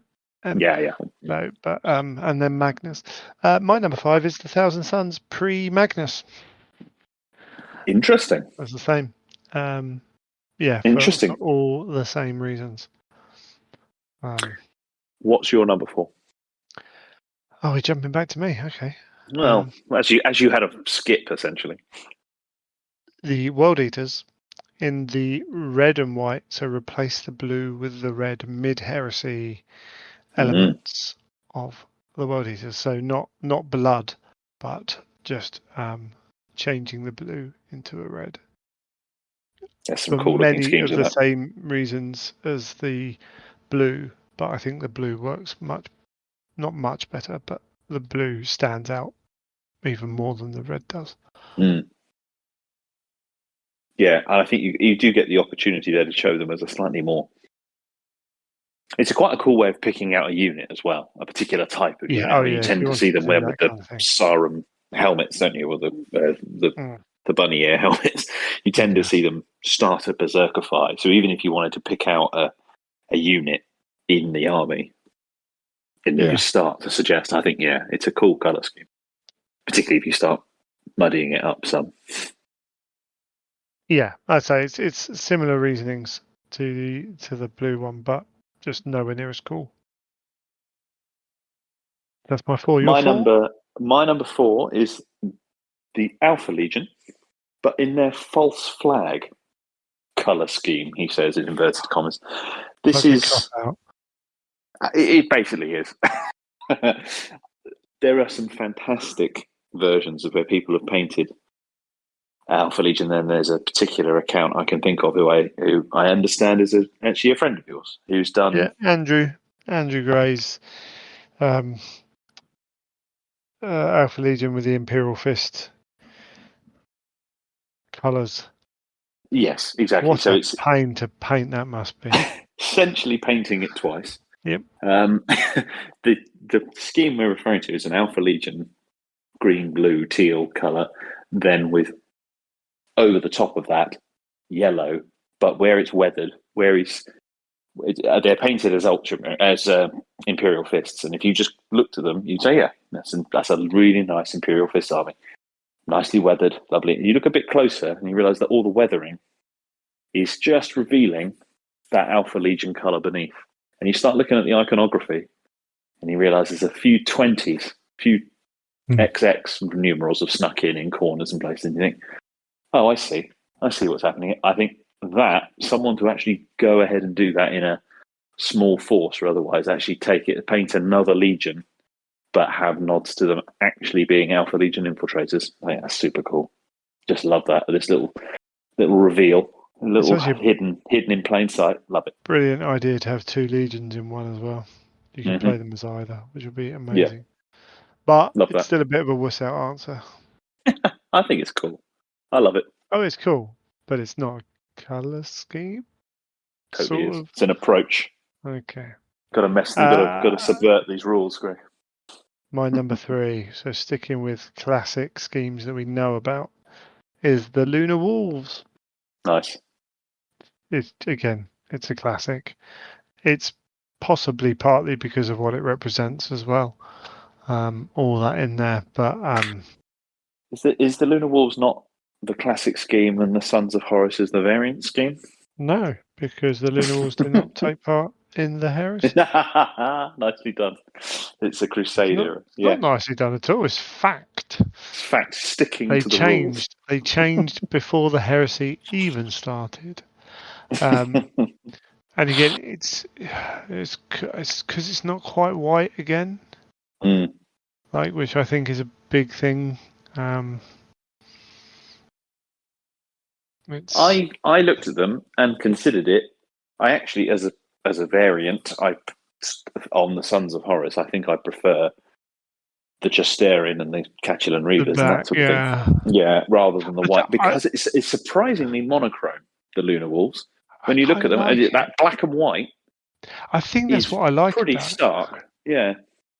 Although I am 99% sure there's a lot of. It's the Lunar Wolves, and it's what they could have represented, and everything else that goes along with it. But yeah, I think maybe that black and white scheme just as a stylistic thing, which if you were to look back on, I talked to you off air about Jordan Sorcery, a YouTube channel for people who are interested in history, GW and other games and things like that. But he was talking about the Inquisitor rulebook and about how they didn't have the money for all the color palettes, the color pages. So there was, they just filled it with black and white. But black and white images are the backbone of what makes 40k. That's a good point. Because it adds, for black and white to stand out, you've got to add that depth into it, and you get this. You get a lot of that within those shades of grey. It creates a very different feel than if you had a colour, whatever colours you used. Something about black and white drawings, paintings. Completely agree. And, you're absolutely right. There is a certain follows that through starkness to that, and that's a representation of it. Yeah, interesting take. Was that your number 3? Number 3. My number 3. Is it a cop out? Was there's the predominantly black Imperial fists, not just the Templars, but the sort of assault variant or otherwise. But the Templars are the kind of the most the archetypal version of that same thing. Yeah. There is a. Whenever we tend to see the color plates of the Imperial fists, you tended to see that there's an assault marine and Mark IV that they show with predominantly black and yellow, and I thought that was one of the not first examples. It's not the case, but it was an example where we first saw that the legions did have variants, albeit that's not perhaps the most dramatic variant. It's just about let's invert the color scheme or introduce a lot of black into it. But it still looked kind of cool, and just putting the yellow into that secondary role, I think, that looks quite cool. And I've seen some very cool armies, particularly when you see a force of Templars with the vehicles all painted up in the same way. That can look very cool. In a similar way, I really like the Crusade era Imperial fists, where you've got the grey and they've just got the few yellow marks on it, which is arguably then heretically fairly close to their good friends, the Iron Warriors. I almost looked at the Templars as an option, and maybe it's just too obvious or too commonly seen. Maybe it's fine. Don't get me wrong, I like it, but I'm not sure. I'm not sure. Yeah, it wasn't going to get me near my top 5. After a brief, it's one that sticks in my head, which is why it had to appear in my top 5.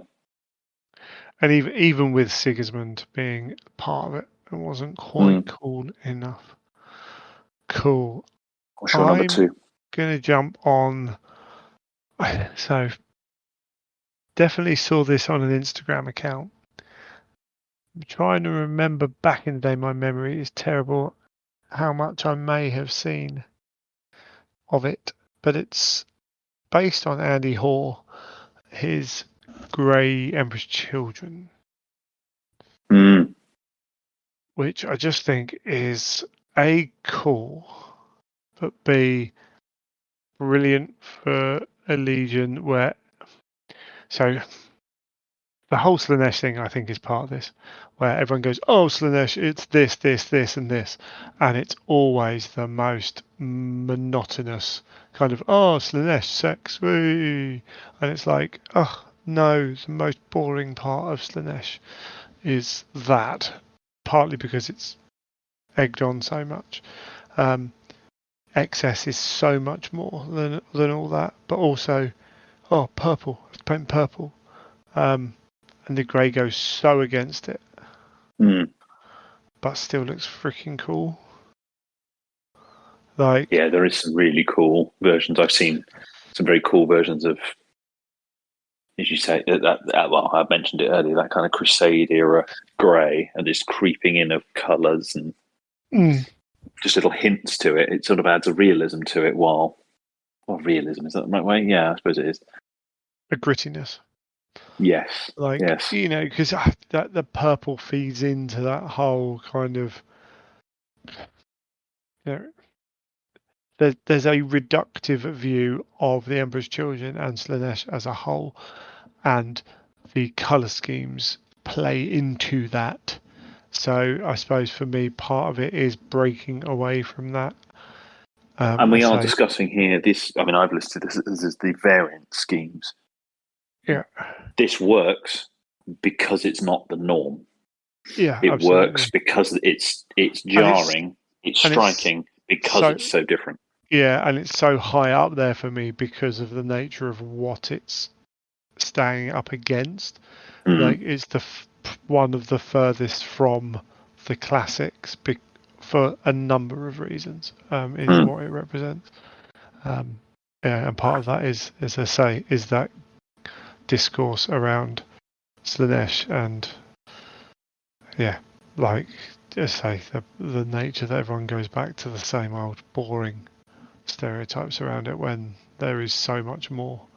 And that's part of what alternative schemes mean to me. I agree, and that's why that's quite good. And I think that would have been a good candidate for a number one slot for that because of what it represents. But yeah, I'm fascinated what your number one is.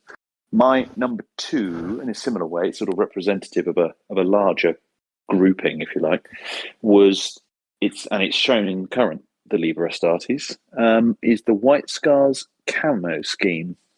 It's attributed to the 731st Pioneer Company, no less, but it's a black and white, well, it's a monochrome, black, white, grey, a camo colour scheme, which I wouldn't have attributed that to the White Scars initially. So it's I feel that's quite a departure from their type of scheme, but I think it's very representative of Space Marines in camouflage.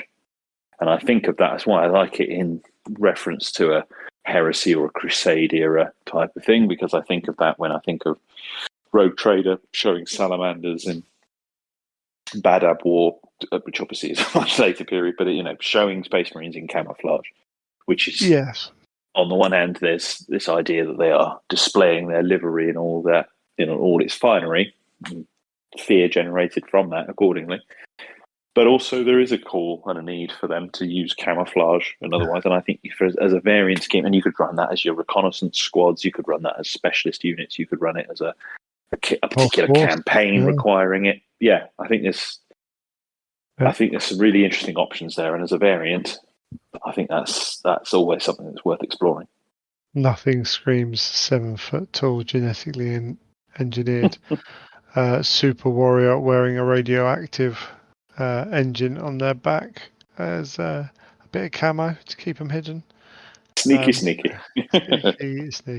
Yeah, but again, doing something different with the armor, like beyond stripes or quartered or whatever, like, again, highlights what you can do. Hard to get right, potentially, but if you can do it, again, talk about standout, talk about jumping off the table. Ironically for camo, but also proving to be potentially very difficult, very challenging to paint. I mean, talk about a way of giving yourself a challenge, perhaps with a unit or otherwise, to do that well. There's a lot of work involved to getting that right.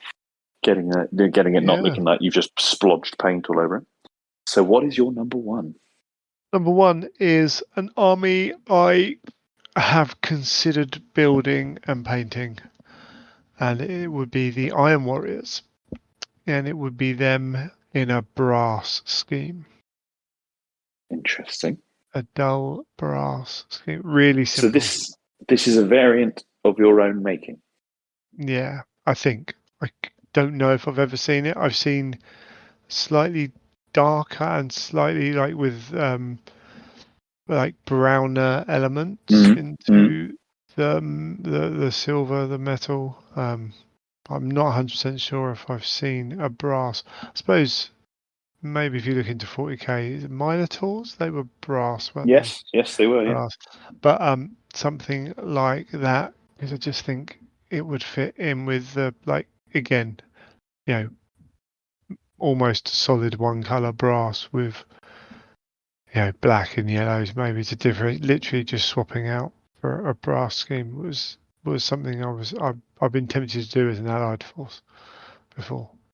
It's actually quite cool, isn't it? Because you can do things like the other metallics. You do the bronzes, and you play into things always statuesque things, which is kind of where the Minotaurs were, the Greek statue references and similar. But you could do some really interesting. You could do some really cool verdigris on them and stuff. Yeah. If you wanted to go down that route,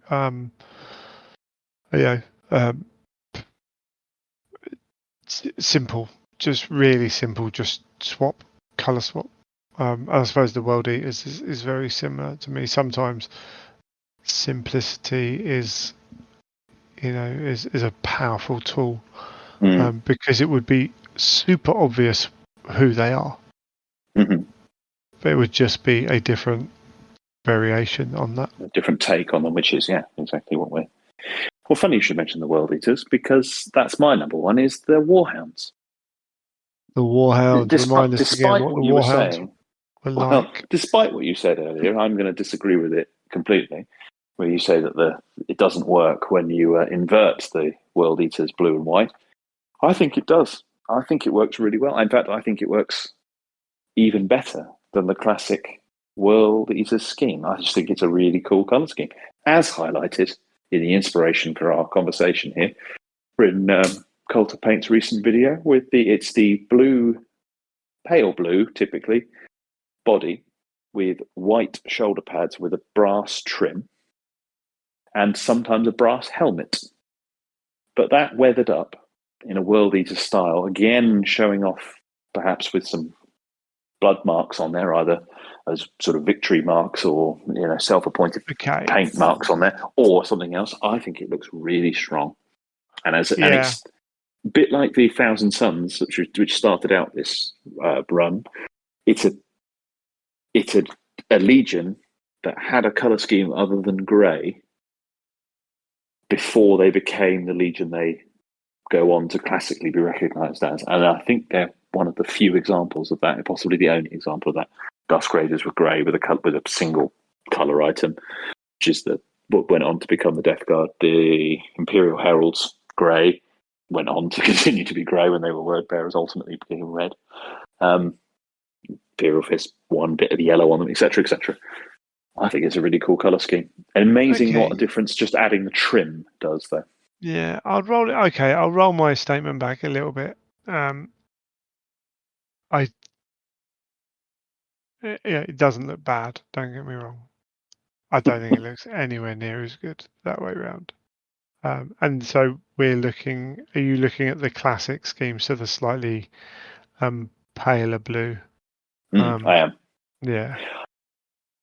Equally, I'm going to roll that back a bit. I think for World Eaters, I think you're right. I think the white with the blue pads is better, because I think it shows off it allows you a canvas. Oh, this is sounding pretentious now. It allows you a canvas to show off what the World Eaters are. And maybe that's an better. aspect. Yeah, I think it does that. Whereas I think as just a distinct scheme, as just a cool scheme, and as a variant scheme, I think the Warhounds is a really strong one.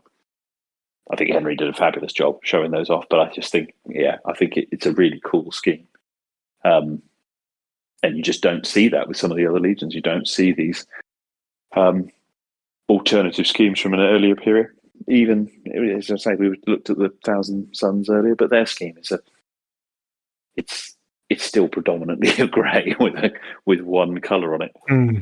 I think this is the only other example, and I think it's a cool one, and gives you quite a lot of scope to do different things within it as well. Where I'm going to have the veterans, they'll have the brass helmets, the brass trim around the edges. Do I include some red markings, and to what degree?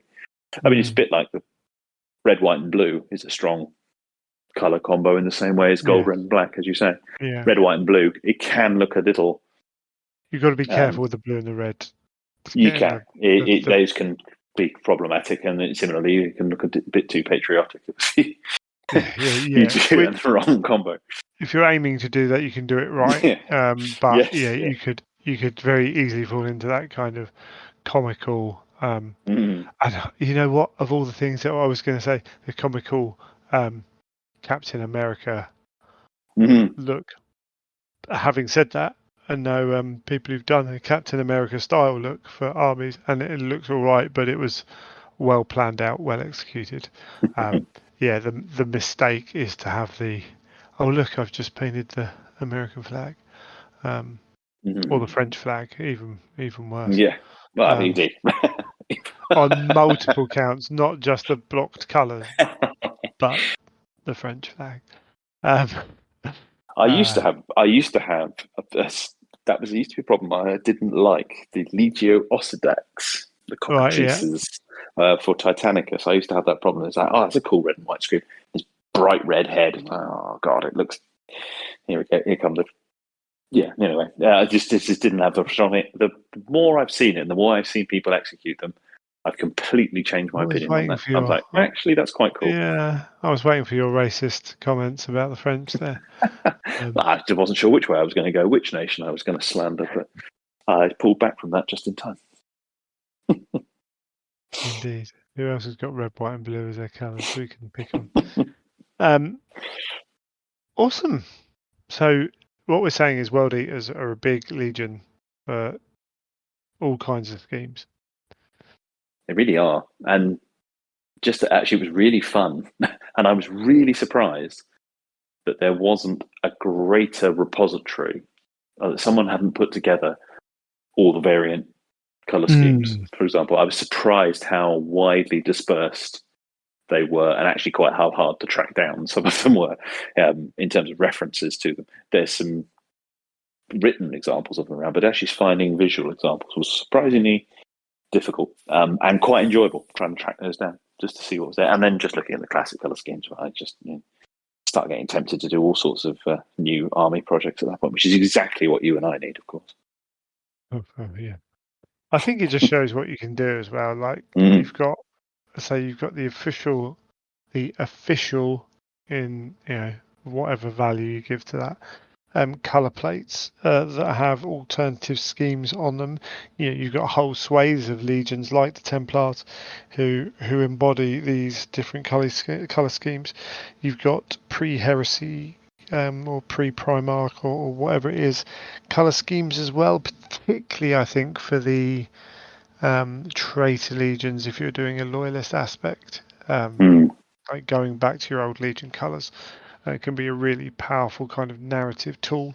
And then on top of that, you've got what would look cool. Like for a while, I was considering having a decent amount of red on my Space Wolves. Like, in part didn't do it because basically I couldn't find the right red. But I think there's something, grey and red can work well together. It's just a case of making sure it's right, because it can very easily go wrong. Well, I had on my list of my longer list of variant schemes was the Iron Hands Clan Moragal, I think it is, the Red Talons and the Rotec Moor. That's basically what you've just described. I mean, they are black, and then it's the metallic-y red kind of over Raven the top of that. Guard. It's great. The Raven Guard exemplary Deliverers, you've got to handle where the red is, how much it is, that kind of thing. Which I think can, and this is, if you're making up a colour scheme, this is where things can lean into. You've got to be a bit careful sometimes. But I mean, things like you could, so it's not technically fully in the Heresy, but the white and blue quartered Nova Marines is pretty much there. That is, I think they are described. Yeah, I think they're actually described. I think it is fully quartered. Yeah, I couldn't remember because there's a short story where that captain that goes on to become. No, before that. What is it? There's before that they take on an early version of a Bane Lord. They take on a Titan and they destroy it. And I think that's the first time we meet them. And then they turn up at Sothar after that, and they are, I think, quartered because they're a company that are out on their own. They're allowed to have their own heraldry. It's been a long time since I've read it, but it's like the Sigismund's book. There's heraldry without necessarily going fully into schemes, but it doesn't take much to get from that into schemes. And there were plenty of different. You got the destroy companies. If you want to lean into the blacks, which is a more obvious one, but. Yeah, there's a lot of opportunity out there. There is.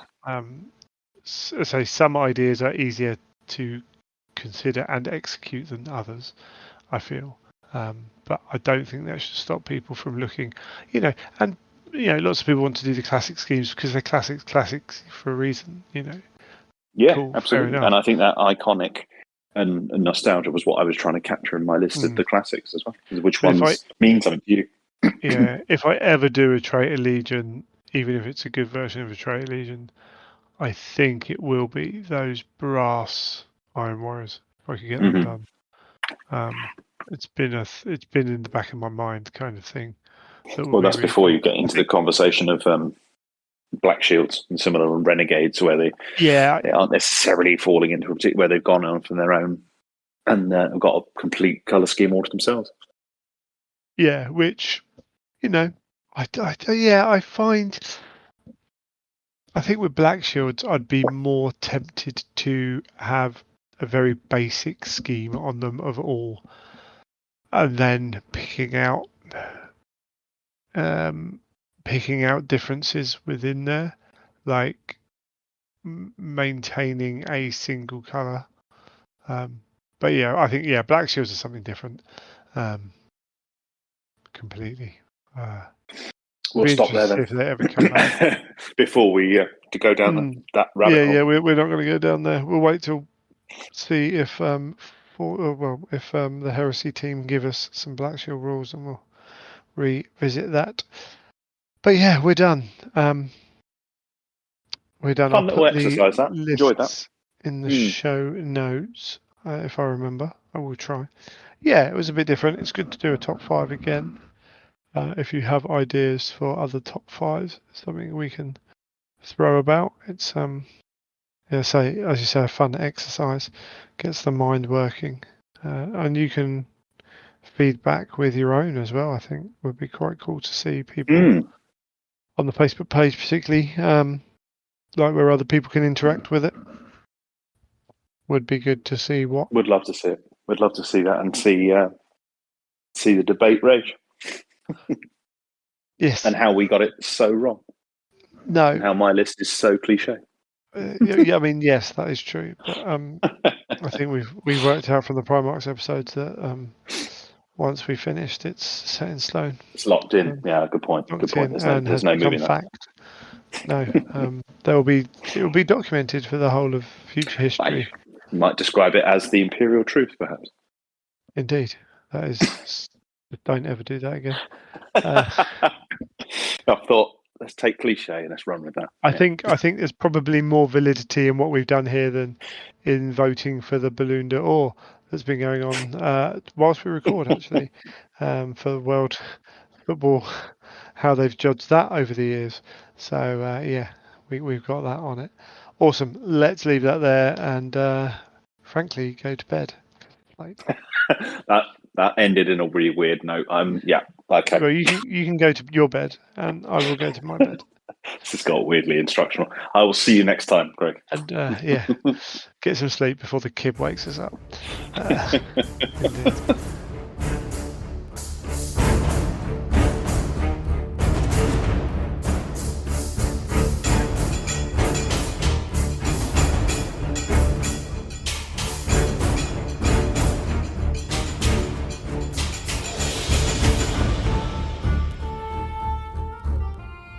I'd like to welcome to the show Tim. Hi, Tim. How are you doing? Yes. Hello, Greg. Thanks for having me. That's quite all right. Thank you for coming on. We've got you on because you have, well, completed as much as you're up to date with a rather large project. Can you tell us what is the Heresy Omnibus Project? The Horus Heresy Omnibus Project is basically a project to create yet another reading order for the Horus Heresy, but with a special structure in mind. And what we did, or what I did, I have to say, is that we looked over the whole Horus Heresy, so every single novel, novella, short story, and I compiled them into like a big structure of omnibuses. I hope I pronounced that right. I only ever wrote it down. So omnibuses. Yeah, I suppose it's fine. Yeah, absolutely fine. And the idea being that it's basically it structures the whole heresy, which is like large and a lot of books into not exactly bite size, but more comprehensive and more approachable story packages, which are then put on into like basically a flowchart, and then you can read the heresy across these story packages, these omnibuses. The idea being to make the whole thing more approachable and more manageable, basically. Well, I think the first question is why, because this looks like a lot of work. I mean, I think the question why is twofold. I mean, why does the heresy even need such a thing? And why did I took this upon myself? I mean, the second one, good question. I've been mulling this over since a long time. I remember, even back when I was in university around 2016 or whatever, that I just slapped together omnibuses for the heresy, because even back then it was a thing online, in which order to read them, which stories to skip, which stories are most important. And during that time I was quite active on Reddit in the 40k lore subreddit, and I just started thinking about it myself and slapping together little things for myself, but it never went beyond that. And I think this grew and grew, and at some point, I mean, the heresy was done, right? I mean, the Buried Dagger came out, and then we had the whole thing in front of us, and I can't even say what exactly made me go along with it, but I thought, let's go for it and do the whole thing, and it grew from there. Awesome. Well, I think we need people that do these things. I know it's only the Horus Heresy reading order. It's not going to change the world. We're not going to cure cancer, but it's a tool out there for people to use as and how they wish. And more of these things is better at the end of the day. Even if you disagree with it, it's good to know that it's out there for people who want to use it. That kind of thing. At the worst case scenario, as that was. So, as I say, it's quite a project. How long have you been into the heresy lore? So I have been reading the books from the get-go, from 2006 onwards, and I know that I was aware of the lore before that because I was excited when the books came out, and I think I started reading Warhammer in maybe 2004. So what, like 20 years ago now, and reading over Lexicanum mostly. And there, I remember that the Lexicanum article for the Emperor went into quite a lot of detail on the heresy, and I think it incorporated most of the William King short story stuff. And I read that over and over and thought it was very, very cool. And then, they announced, they're going to do a book series on this stuff. And I was super excited and, started reading them. And then it took quite a long time to actually get to the end. I didn't imagine that back then, that I would be a real grown up, married with kids way before Horus would ever face the Emperor. But here we are, and now I'm very happy that we're actually going to see this. I mean, next year we're actually going to get the final book. I'm very excited. Yeah, hopefully, yeah. Hopefully, yeah. I mean, knowing Black Library and Games Workshop, let's hope. Yeah. Anything is possible. Maybe that's the fourth one. Maybe that comes around and says, "You know what? It didn't cut it." I'm not even sure Dan could get away with that. But no. Who knows? Who knows? Yeah. Excellent, awesome. So yeah, really embedded in the heresy then. As a lore piece, and as you say, it's quite an undertaking just to read all these now. If someone was coming into it fresh, yeah, I mean that was kind of the starting point for this project, right? I mean, if you look at it now, I mean, you and me have read all of it or most of it, but if you think about starting this series now, and then you look over the reading list, and someone says, "Hey, it's a great series. It's 54 books, and then some." I mean, it's insane. I would never ever start any science fiction series that I'm unfamiliar with. That's many books. I can't imagine doing that right now. But I mean, there are people like going into it and having a good time. And the part of the project is, of course, making that easier for these people to say, "Hey, it's 54 books, but there are ways that you can make it more enjoyable and maybe more approachable for yourself." Definitely, yeah. We've done on the show. We've done our kind of must reads, a slightly another way of approaching this kind of subject as well, because as and it makes totally sense to make must reads, right? I mean, you have to compartmentalize. I mean, with my project, I had the what's it called? The idea of incorporating everything, but I still don't think that you should do that. It's different. Reading everything, like every single story, I think that's just unrealistic. I mean, I haven't read every story just because it's so much time, so much money. It's an insane amount of stories. And then and then it just makes sense to ask, okay, which ones are the most important if I just want to get to the siege, if I just want to get to the end. You just and again, these are all just different ways of approaching it. Yeah, if I had someone who I knew was specifically into a certain legion, then I would probably guide them towards you, because these omnibuses have in many times, I mean, they don't all work out that way, because you can't have a chronological reading order. It would make no sense, and books cover vast scopes, and you can't have a specific legion reading thing. You can, but it also is going to incorporate other things. There's no perfect way to read these. These are all options and advice and ideas on how to approach it, and everyone, as I say, everyone's going to have a different way of doing it, and these are all valuable resources for different people at different times and all that kind of stuff. So because Games Workshop had started to collect reading collections, hadn't they? Yes, those were the inspiration for me. Like they did 3 of these. They did what are they called? Yeah, can't I wrote those down like so often, and now I can't think of the names. It was the Last Phoenix, the Raising Yeah. of Prospero, and the fourth one was Crusade's End. Yeah, Yes. and these collected, I think, 7 books in total. 3 books for the first one, 2 for the second, 2 for the third, and then they stopped. I don't know why. I suppose, I don't even know.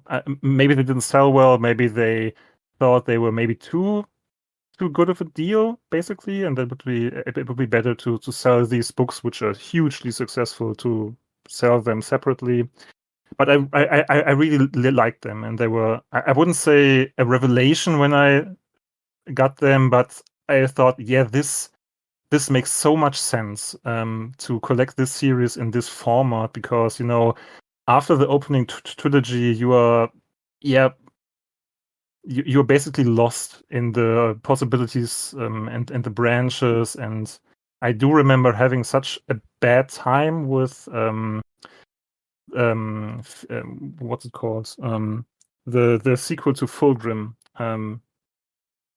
Angel Exterminatus. Yeah, Yeah. because that was one where I had skipped a few anthologies along the way. I read most of the novels, and I thought, hey, cool, it's the sequel to Fulgrim. I like Fulgrim very much. I like Ray McNeil as an author. I jumped into Angel Exterminatus and was kind of lost in a lot of ways, because there were many characters that I didn't know. There were storylines, introduced that I was unfamiliar with, and there were certain. I mean, can we talk spoilers here? I think so. Right? I mean, yeah, yeah. Okay, guys, there might be the odd spoiler in this chat, but some of them might be for books that are very old. So just be aware. So I mean, what I can say is, like, the novel Fulgrim, of course, develops Fulgrim as a character to a certain point, and ends on a very tragic note, which I really liked back then. The whole Damien Dorian Gray situation. And then Angel Exterminatus starts, and this is not the case anymore. And I was very confused about that, and then realized, oh, okay, there's a novella in between those books that is basically the actual sequel to Fulgrim, and tells the next part, what happens after the Dorian Gray situation, and how that then gets overturned. Yeah, and that was frustrating, because I liked Angel Exterminatus basically quite a lot as a book, but to basically have to go back and look up what I missed wasn't so great. And I had wished that I would have written that as an omnibus, because in the omnibus, The Last Phoenix, those are included in sequence, and then there are short stories peppered in between, and you basically get the whole picture. They even introduced the Iron Warriors in the omnibus, and the few short stories that they had at that point, and the novella The Crimson Fist, of course, which is pretty great. And then you get into Angel Exterminatus, and then you get the whole experience, and then this book can work as it is intended to do, because of course Graham McNeil had all the pieces in front of him when he was writing the book. He can account for, maybe the readers haven't read this or that story. He can just work on the stuff that has been written before. Yeah, and I think this is the idea of the whole project, to avoid, if possible, these frustrating moments of, I wish I had knew that this story was important for this book. Yeah, so that's the hard thing now. So I read for the mainline Heresy, I've read every story as it came out. And that includes the limited edition novellas as well. And part of the problem with those is they didn't then come out for a period of time afterwards. They were put into other books.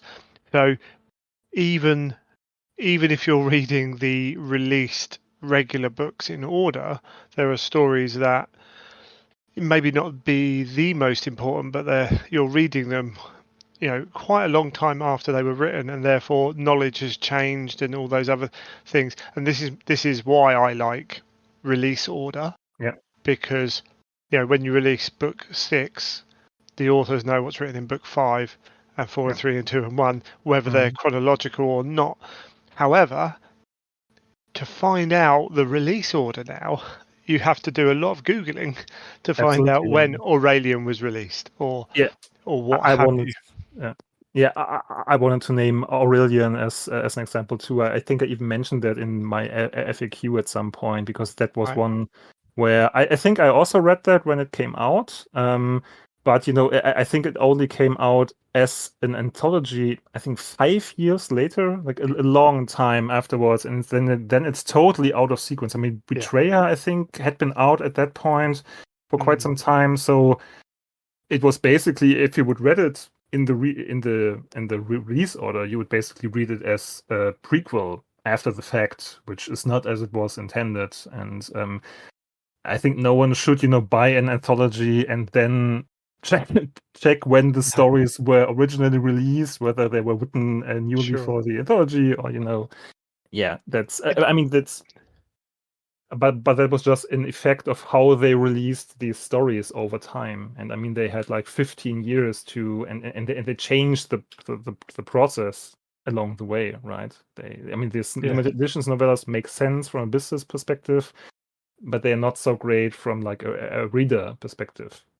No, and hopefully Black Library are looking at what they're doing with those and making sure that they do follow up fairly quickly and all those other things. I mean, with the Heresy ones now at the weekend when it's released, you can have all the options to read it. Like people still going to buy the limited editions. I've always been a proponent for the model that they have right now, that they release it all at the same time. You will always have collectors and super fans that have to spare money, and you want to have a luxury product for the shelf, and they go for the limited edition. And I mean, because those books are beautiful, right? I totally get why you would want to buy them. I did buy one or two all the time. But this whole thing of delaying the release of the other books, it put this whole FOMO situation on the release of the limited editions that I really didn't like. And it also did a few other things. So for those who don't know, back in the day when a book, Horus Rising was released, everyone went and read it, and it was the time of the internet forum. They were, Bolter and Chainsword or whatever was pages and pages of people talking about the book. Yeah. Then with the limited editions, there's this big, huge wait. So, and that kind of came with the hardbacks as well, in that some people would read it, then there'd be a bit of chat, and then the next edition would come out, there'd be a bit of chat, and you didn't get the same buzz around what was going on, and particularly around the ending of the series. That's the last thing we want, right? When that last book drops, everyone wants to be discussing it at the same time. Yeah, and I did remember that really corroding the communicative air on the forums, because you would always have the people that had actually read the book, the few people, it was always just 3 or 4 guys basically on the whole forum that seemed to have actually read the novel. Then they would write a summary, everybody else was reacting to the summary or like 1 or 2 quotes, and they was also all taken out of context. I mean, no. poor Aaron Dembski-Bowden was, always the knight in shining armor coming into it saying, context, guys, context, read the book. But, it's the internet. Of course, the people kept talking, and then, at some point, the paperback came out, or the regular edition, and then more people would talk about it a bit. But then you had this whole interim time, like 3, sometimes 6 months, where this half discussions were taking place, and everybody had already an opinion on the novel or this or that character. Yeah, it just wasn't great. And I really like that, the book comes out, everybody reads it, is excited, loves it or hates it, everybody can discuss it, and and then you have a real discussion, a real fan moment. And I really like that they, halfway through the siege changed course a bit. So right now the siege is coming out. When it's coming out, everybody can read it, and we can all be excited for the final moments. I think Absolutely. that's great. Yeah. So you've decided, let's take us back. You've decided this is a project you're going to do by yourself. Did you talk to anyone? Did you talk anyone else into it in that early stage, or did you just sit there with some books? And I just sat there with books with a giant spreadsheet, lots of Googling, yeah, and basically threw it together by myself. And I Nice. mean, the whole reading order is really my work. The reading order itself and the text, Sure. those are all by me.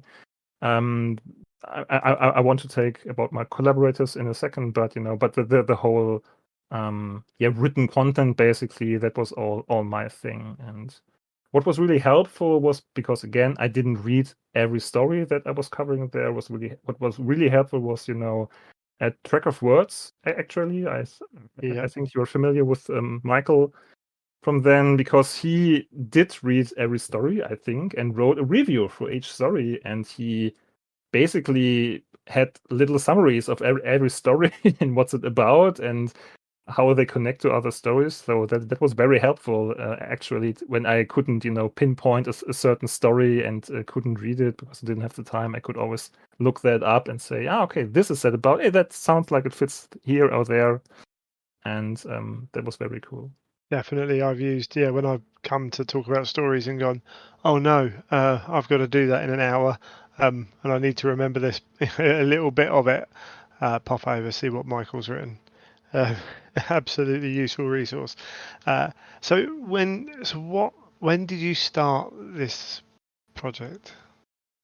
I think in late 2021. Right. I think in late 2021, I had actually started. Basically, I was at the point of saying, okay, I'm going to go through all of this, and I had the spreadsheet and everything, and and that was when I started talking to Eric, the artist, on Twitter, and when I mentioned the whole project to a friend of mine, Philip, who became then basically the website programmer for the project. And then we worked on it all through 2022. And now it's 2023. So and I think we released the page in, I think, early 2023 it was, or could it be, I actually don't remember right now. But this was kind of the process. Yeah. So how you said you got in contact with Eric? Mhm. How did that come about? Yeah, so I was using Twitter at the time, and his artworks got swept into my feed somehow, and I liked them. I saw more of them. I followed him, and I just saw them pop up from time to time, and I really really loved them. I don't know if did you know his artwork before you saw the page? I'm not 100% sure. I'm looking at his DeviantArt page now. I certainly haven't seen some of these. I'm trying to remember if I'd seen. I certainly saw his artwork for your page Mhm. before I knew about the page. It had popped around. Whether I'd seen it before that, I can't quite remember, to be honest. Yeah. I would have to look it up, but I think he started. I can even look it up because I've noticed the original tweet. He posted the first of these in November 2021. Yeah, and then he was Right. very quite disciplined with posting new ones. I think he posted a new one every few days, and they kept coming in. And at some point, I thought, hey, those would fit my project very well, because at that time I was throwing together the Excel sheet and had decided to at least to write something about to do something with it. And I molded over, and after a night of what you say in English, to gather my spirits, I just wrote him and said, hey, can I maybe use some of these, for a thing I'm doing? And I just wanted to have his permission to use some of his artwork at some points. And Eric was really wonderful about it, and said, hey, let's just straight up collaborate on this. You tell me what you need. I paint them for you. You can use them, and let's go. And Amazing. so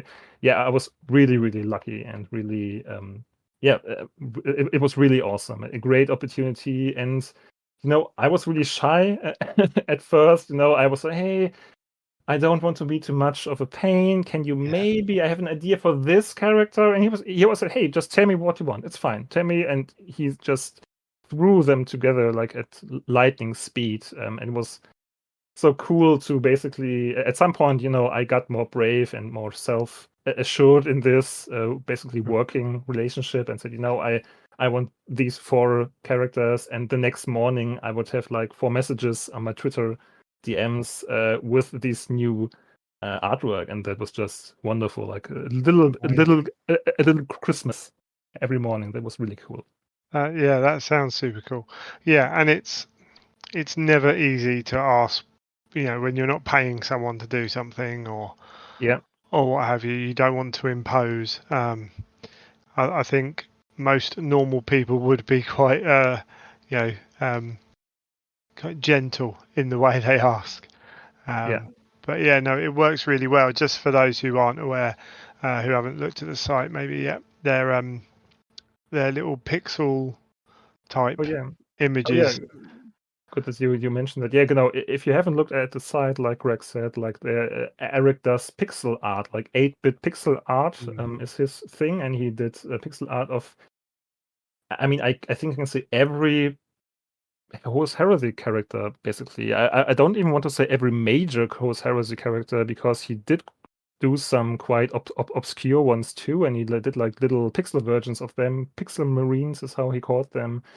And they're kind of cute, but they're also really well done. Like you can always like recognize them. I mean, even if you just know them from the books, like you look at them and say, hey, that's that guy. Hey, that's Fafnir Ron or whatever. And I think it's really amazing how much detail you can put into such few pixels, basically. I mean, he doesn't has a lot to work with, and he uses it very, very effectively.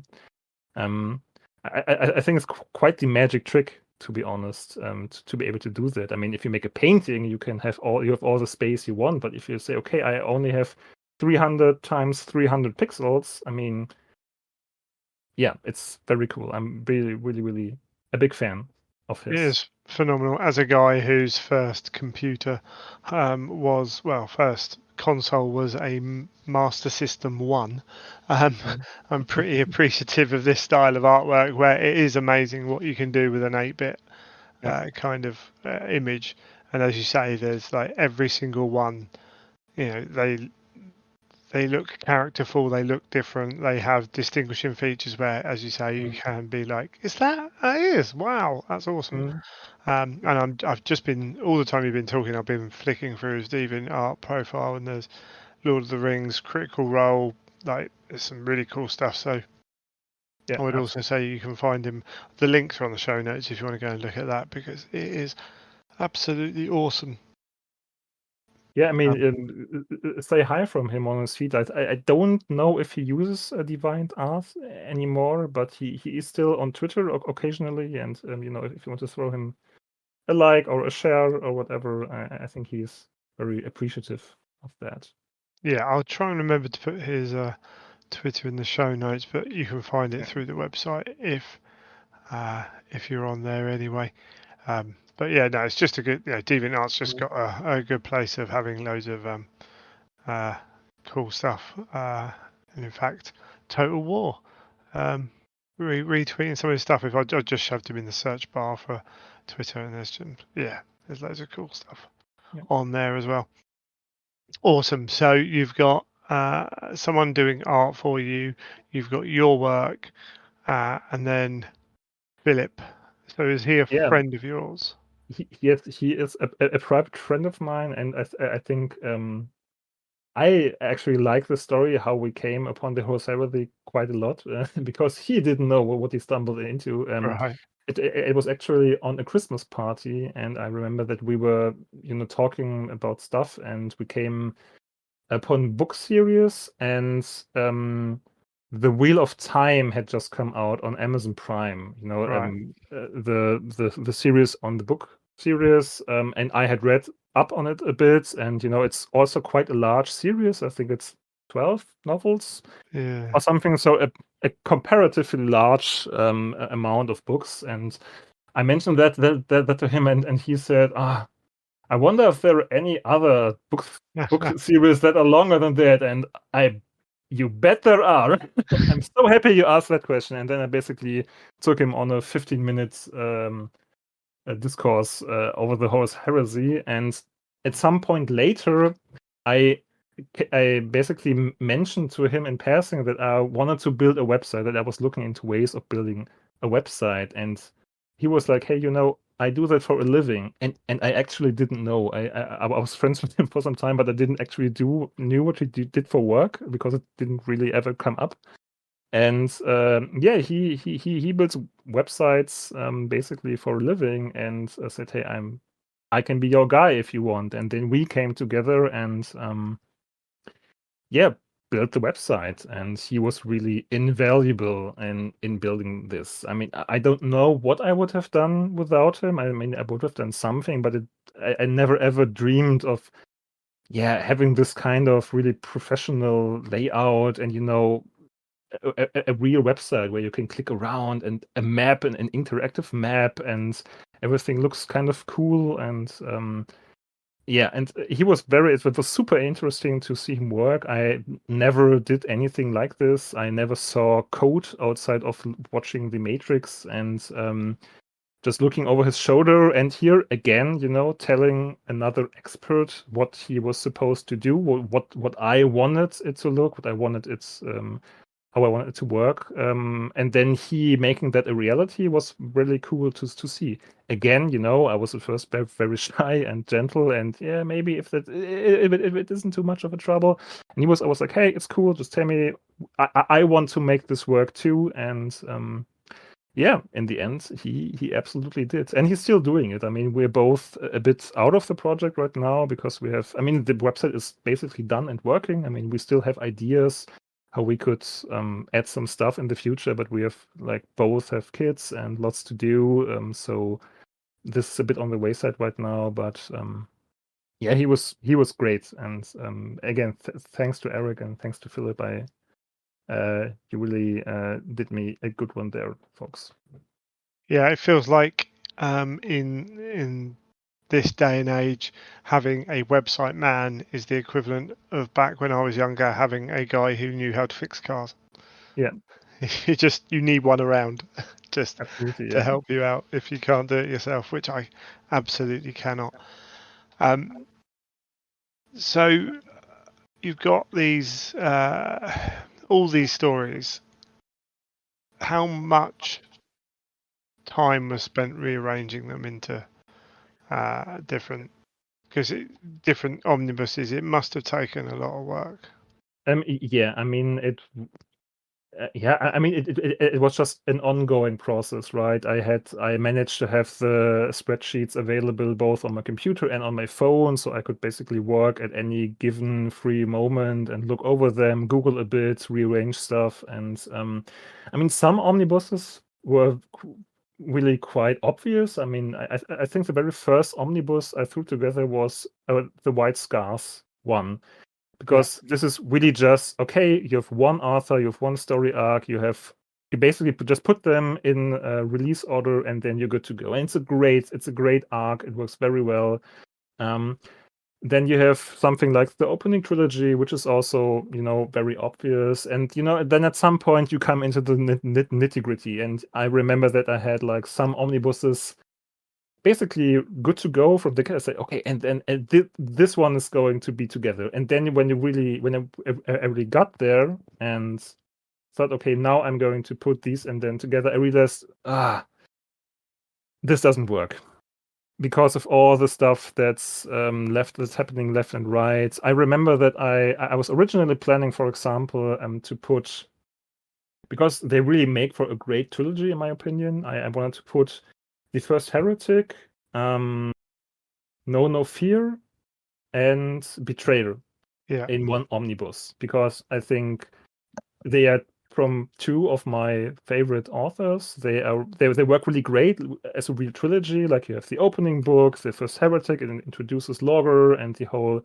conflict. Then you have Betrayer, which introduces the Ultramarines, which then come into conflict with the changed Wordbearers. And then you have Betrayer, which rounds everything up. Logger basically has his final, has his final apotheosis by proxy. I mean, he doesn't become a demon Primarch, and at the end of Betrayer, the Ultramarines show up again. So Gilliman comes again, it all comes full circle, and you have a round trilogy. So I wanted to put them into an omnibus. But when I then actually got down to it, I realized there's way too much stuff happening between these books. You can't really tell these stories in sequence. You have to fit other stuff in there. I mean, No Fear has to lead into Imperium Secundus. Betrayer kind of does too, but not really. Then you have the Blood Angels, which are basically a thematic parallel to the Word Eaters, etc., etc. And then I had to split these up, and other books as well gave me quite a headache to know where to put them. Not to mention the short stories. And one arc that I really did go back and reread, or not really reread, that I read for the first time were the Garrow stories. Right. Those were the ones I always skipped because I didn't want to listen to audiobooks, and then at some point they came out, as short stories. But I always left them at the wayside, and at some point I just said, okay, I have no idea where to put them and in which order and how they connect to others, and the internet wasn't too helpful. So I really sat down and thought, hey, okay, this is the time to really read them for the first time, which was kind of cool, to explore this new order. But I did, because they then connect with the Vengeful Spirit book. Yes. And this one is again such a crossroads novel. So, putting these storylines together and to make them work as an omnibus, which were basically two units of, okay, you read these stories in order and then you read that stories in order. I did a lot of shuffling on that one, definitely. And there's, of course, the very special short story, Legion of One, which was quite. I think here we can, if we talk spoilers, I mean, Legion of One is the one that, spoilers for the Heresy, is the one that brought back Loken. That brought back Loken from the dead. Again, in between novels, not even in novellas or short stories, but in an audio drama, they brought back the main character of the first trilogy, which we all grieved and mourned for, and who was at some point just back in the game in the novel Vengeful Spirit. And I didn't know that happened in between, and it really took me by surprise. And and this then later is part, this audio drama is then the novelization of that is part of the Garrow anthology. And the Garrow anthology is basically a novel, but it's not really a novel because it incorporates all these little short stories and audio dramas into kind of a novel. And I did split that up for the reading order because it doesn't really make sense to read the whole thing. Yeah. If you read the whole thing, you basically go from Istvan to basically the siege in one sitting, which doesn't work when you have to read books left and right. And Legion of One is that chapter 9 to 14 in this book. So you really have to pick this out of the book and say, okay, at which point does this have the most impact? Because I think it can have an impact. I mean, the story in itself is actually pretty cool, I think. It was really just a shame that I think for many Heresy readers, this passed them by, and to then, to put this character in that story, I think that was really, basically a mistake for most of the Heresy readership. And I don't know. I think it was an interesting one because yeah, Loken should never have died in the books anyway. That wasn't the plan. it wasn't. No, well, no. It's never been stated, but it's been pretty well implied by by Graham and Dan, that they had to do rewrites on book 3. Okay. Yeah, because stuff. At first I remember being like really sure that I believed the rumor was they were asked if there was a book that they would have written, and they went. They said something. Oh, is there a book someone else has written that you wish you would have, you would have written? And they said, "Oh, writing someone else's book, hey?" And kind of looked at each other, and it was like, "Oh, okay." So, okay. and it's I think Galaxy in Flame. Yeah, I think. yeah, Well, Ben had his issues later on as well in the series, but that's all by the by. But I think I remember when. Oh, there's a short story where it's something garden. Yeah. Where Loken appears, and that was the first time it was put in print, and people were like, "What do you mean, Loken?" Because, as you say, they hadn't listened to the audios, so Yeah, and there was a lot of. it's such a shame because I think if you read the stories in order, if he dies and not like basically I'm looking at my reading order right now and there's this the short story War Master, which is about Horus, and then you have Little Horus, which is I think my favorite Horus short story, if I had to name one, and which is about Horus Excrement, and he has basically nightmares of some dreadful thing approaching him, and at the end of the story, it's reveals, oh, he's dreaming of Loken, and he's basically relieved and says, ah, great, he's dead. I mean, he can't hurt me anymore. If that's what I'm dreaming about, I'm fine. And then you get Legion of One, and Loken's actually found on Isfahan. He's insane, and then he gets better. And then you read, I think is it Luna Mandax? I think Luna Yeah, that Mandax might be is the one. the story you mean with the garden, which is, and Luna Mandax basically convinced me that there was something to this resurrection. I think I still, I have to say, I still think he should have stayed dead. Just There's an argument because for that. yeah, just because I think he got a tragic death, and that really cemented the tragedy of the opening trilogy. He was a point of view character. He died at the end, and basically is like this avatar for the fate of the Lunar Wolves, so to say. And I Sure. really like that. I would have been perfectly fine if he would stay dead. Okay, they decide to bring him back, and I think if you would just read Legion of One and then Vengeful Spirit, he becomes this, dark action hero basically. But I think Luna Mandax is the one that really has to put between it, because this is this calm, reflective story where you really meet this man, who has lost everything and he's remembering and he's grieving his time. Especially grieving Tariq, along with us readers, because we all liked Tariq Togadon.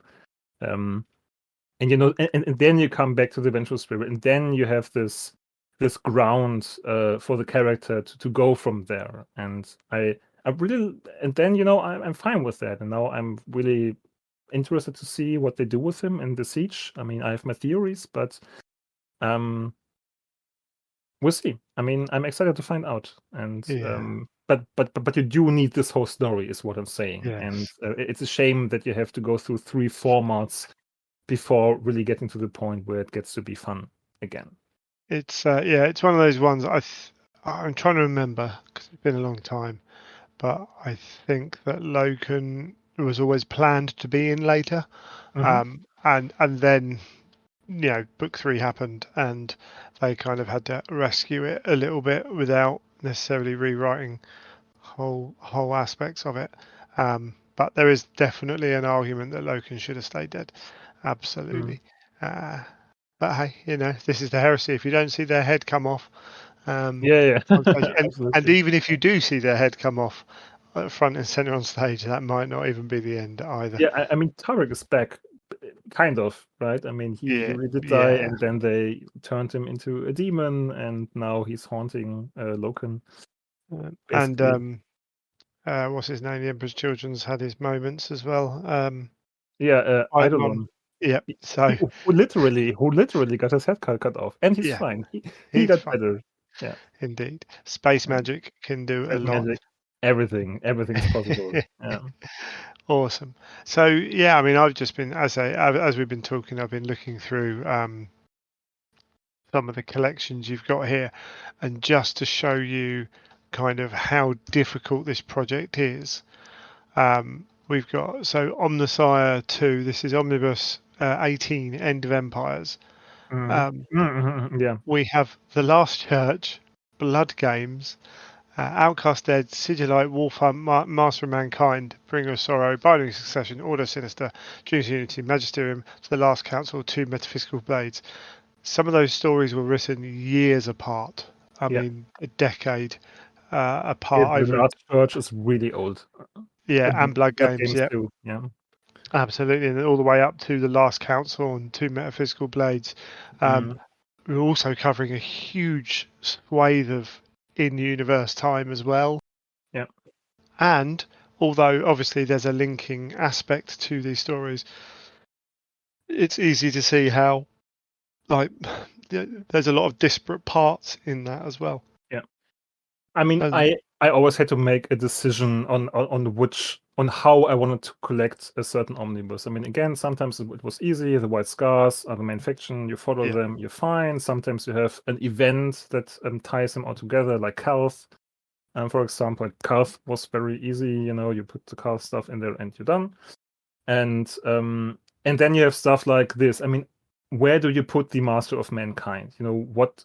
And you have a lot of options basically for a story like this, depending how you look at it. What you want to focus on. And again, Master of Mankind, I had the plan of putting Master of Mankind together with Mechanicus. Yeah. Which, of course, lots of time happened in between, but I think those two actually go together quite well because they have this yin and yang thing. Both are kind of about the emperor.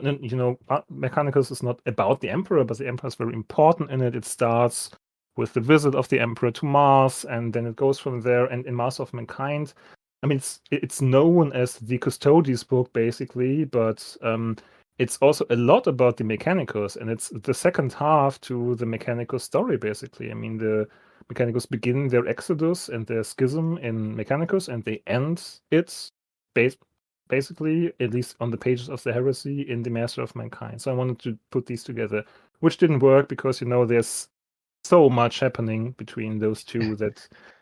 And then I thought about it, and The Outcast Dead is also a story that doesn't really fit anywhere, except when you look at the setting, The Outcast Dead is the first Heresy novel that is set on Terra, which was very novel when it came out. And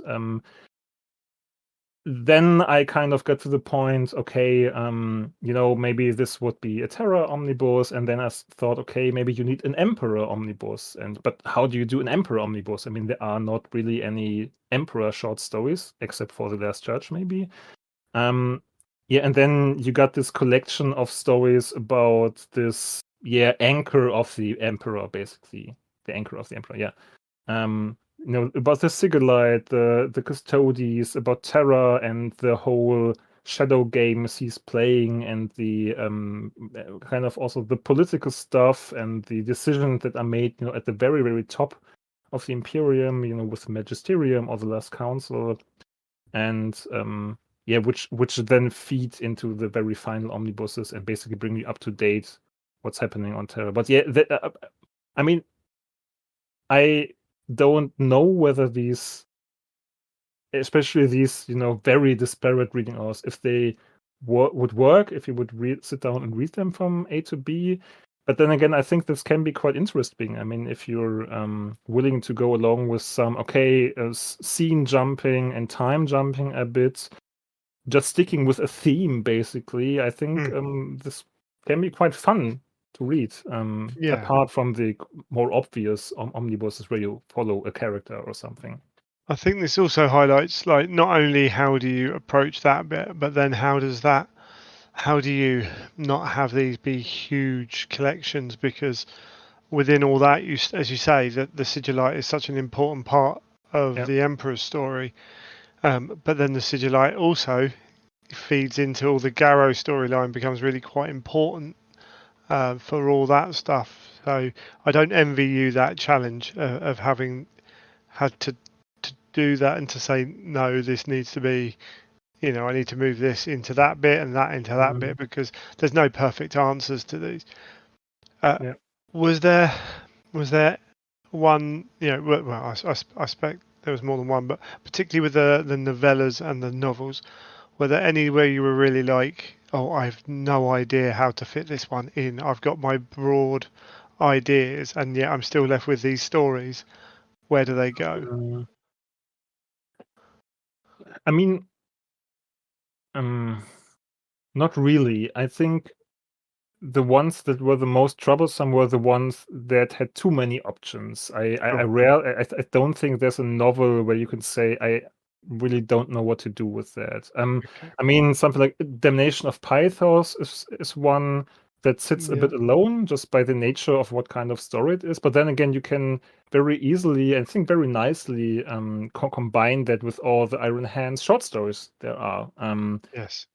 And which is, I think, a very cool collection. It's kind of a shame that this doesn't, because this would actually be an omnibus that would be realistically possible as a book. It's because it's like, one novel, 2 novellas, and then 11 short stories. I could see that working as a book, because I think this is a very cool story if you go through them, and a very tragic one. One that really gave me a headache was Fear to Tread by James Right. Swallow, which I did also mention in my FAQ, because that was one which could sit anywhere and nowhere, basically. Fear to Yeah. Tread is like a very important novel. I think it's a big novel. It's probably maybe I mean, I think it would be a must read if you would combine one, because Sanguinius is so important for the siege and for the whole arc of the heresy. This is the first novel really about him. I mean, before he was mostly a secondary character.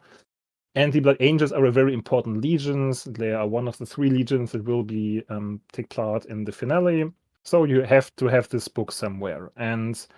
But it doesn't have any kind of prequel. Not really. I mean, Sanguinius is present in the opening trilogy. Then the Blood Angels at some point bugger off, basically doing stuff, and then they don't appear until, I think it's book 24, Fear to Tread. I think it's somewhere in the 20s, and the Blood Angels haven't been anywhere before these stories. And then they get their big showcase moment, and you can combine that with so many other stories, especially the whole Imperium Secundus prequel to Imperium Secundus stuff. I did a lot of shuffling on these, because you have this huge, you have the Unremembered Emperor, of course. The Unremembered Emperor is the kickoff for the Imperium Secundus story arc, and my god, Dan Abnett, which tied together like 14 storylines into one big bundle to then kick off Imperium Secundus, which is really quite the feat in and of itself.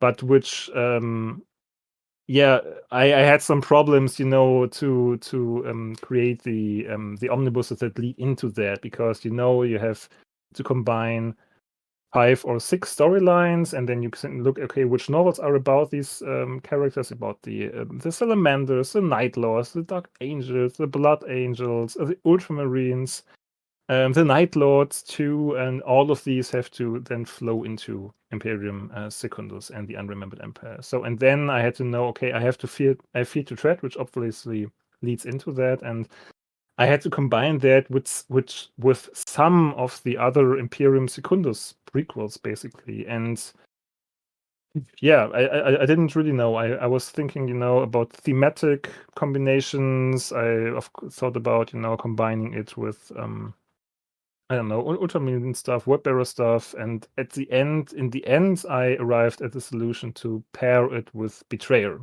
Yeah. Which was, part of the reason I had to split up my dream omnibus of, Heretic, No No Fear, and Betrayer. This was one of the compromises I had to make, which I'm quite happy with in the end, I have to say. And again, this was one of the most fun aspects of working this, was this aspect of discovering this series anew for myself, to look over the stories and then to realize, hey, there are parallels there are stories that really benefit each other, and that really basically enhance themselves if you look at them beside. And Betrayer and Fear to Tread are, I think, true such novels where you realize, hey, they're basically about the same thing. Like the Blood God is trying to get a champion, and the Blood God wants Sanguinius at first, and then Sanguinius manages to resist, and then the Blood God goes after Angron and succeeds. So both, and there are a lot of more parallels between these books. I mean, both of these plots to create a champion are led by the word bearers. I mean, Fear to Tread, it's, I think, Erebus, even personally. Yeah. He goes, I think, against the direct orders of Horus with that, who then flays his face for Yeah. it, if I remember correctly. And That's correct. in Betrayer, it's Logos' plan, which then comes to fruition. But they are very much a similar setup, a similar story with different endings, and which then, I mean, leads into, I think, one of my favorite books in Black Library canon overall, Echoes of Eternity, where you finally have the confrontation between Sanguinius and Angron. And, then looking back and to see, okay, Fear to Tread and Betrayer work good closely together. It's kind of cool to discover and then to say people, hey, this might be a cool way to read these stories instead of going, hey, you can read Fear to Tread like at any point you want. Just make sure you read it before the Unremembered Empire. Yeah, it's one of those ones that sits kind of outside of any timeline until quite far into the series. And as you say, I went back and looked. Yeah, Fear to Tread took a long time to make it to us. Yeah, I remember almost going out and purchasing a Blood Angels Army after the first few pages on that book, which is always a danger when you're reading some Black Library novels. Yeah, absolutely. I always basically forbid myself of making any model purchases immediately after reading something. Give myself time to sweat it out, and then we That's can look it. into it. But I mean, the good stories always make you go, "Oh my god, that's so cool! I want to really paint this and think up lore and stories." And yeah, Absolutely. One thing that I don't think I really noticed the first time I looked at your website yeah, was, so it's quite nice in that, so if I click on, say, click on Heresy Rising, Mhm. and you've given an overview of what ties the stories together and everything else, then the reading order, and then a little bit of why, and then what's important is where to find those stories, which is something that people wouldn't always think of. But then you've got a follow-up section or a Beyond the Heresy section, yeah, which, so for those who aren't maybe as up on their 40k knowledge, or even just there's so much of it now that yeah. it's so hard to keep up. That where to go and find. So if I'm looking at Shatter Song, which is Fulgrim Agent Exterminatus and those stories in there, and then you go right to the bottom and you've got things like Fabius Biles trilogy, Lucius the Faultless Blade, Storm of Iron that tie in. Yeah, I just thought it would be neat. Again, I don't remember what sparked this idea, but at some point I just thought it might be neat to recommend stuff. Because I mean, the Heresy is only a tiny part of Black Library's whole library, right?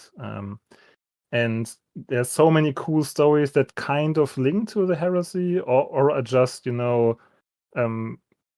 stuff that you might like if you read the stories. I mean, sometimes there were similar characters. I mean, Fabius Bile is a cool character in the Heresy, and but he's always a secondary character. He has cool moments, but you have this great and awesome and fantastical trilogy by Josh Reynolds. And if you read Shatter Song, the stories of Angel Exterminatus and the old Emerald Student stuff, I think it makes sense to say, hey, if you like this, hey, there's more of that. And if we stick to this section here, I mean, there's also a novel about Lucius in the future. If you like him in the Heresy, I mean, he goes on obviously in the next 10,000 years and probably way beyond.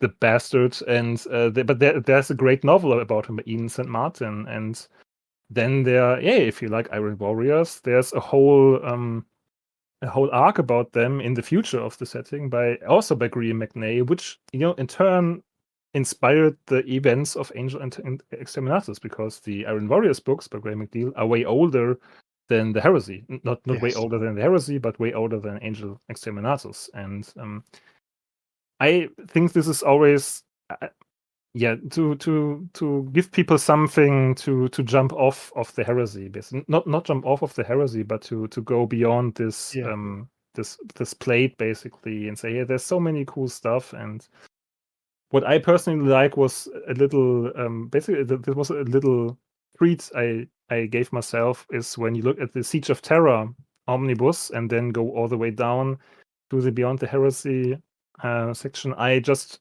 recommended books that I like. They have nothing to do with the Siege and nothing to do with the Heresy.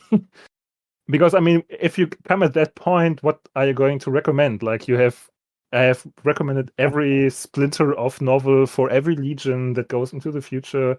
And at that point, I said, hey, I made it all the way through, and just read other stuff. And I recommended, The Dacoy by Peter Ferravari, books by Rachel Harrison, or the Gatskull novel by Nate Crowley, stuff like that. The Infinite and the Divine by Robert Ross. Stories that are nothing about Space Marines or even stylistically very different to the Heresy, which I just think more people should read. And if you like Warhammer just as a setting and as a genre, those are novels that are just great and really brighten up the palette of what Black Library and what Warhammer fiction can be. Yeah, absolutely. The Heresy is a dark place for most of it. I must admit, I've just gone past Grammaticus and Old Person's little images as well, and they're fantastic. They're so cute. One thing, if I may interrupt, I imagined them the other way around. When I looked when I looked up art of them, I imagined in my mind's eye, I realized, okay, for me the Grammaticus looks like all, and all looks like Grammaticus, but the official artwork portrays them as they are here in the pixel art, so that's how they are. But I always thought all had a beard, and Grammaticus was the shaven James Bond type guy. Yeah. But the official artwork fits that. But sorry, I interrupted you. No, that's fine. It's what's interesting particularly with the, as you say, it's quite dark, the Heresy. So jumping into and enjoying some of the other things, that you can go more dark. They've got a horror line out. They've got their crime line, but also 40k is also full of some silly, fun stuff. The Infinite and the Divine being one of those that at the moment is laugh out loud funny. It's so good.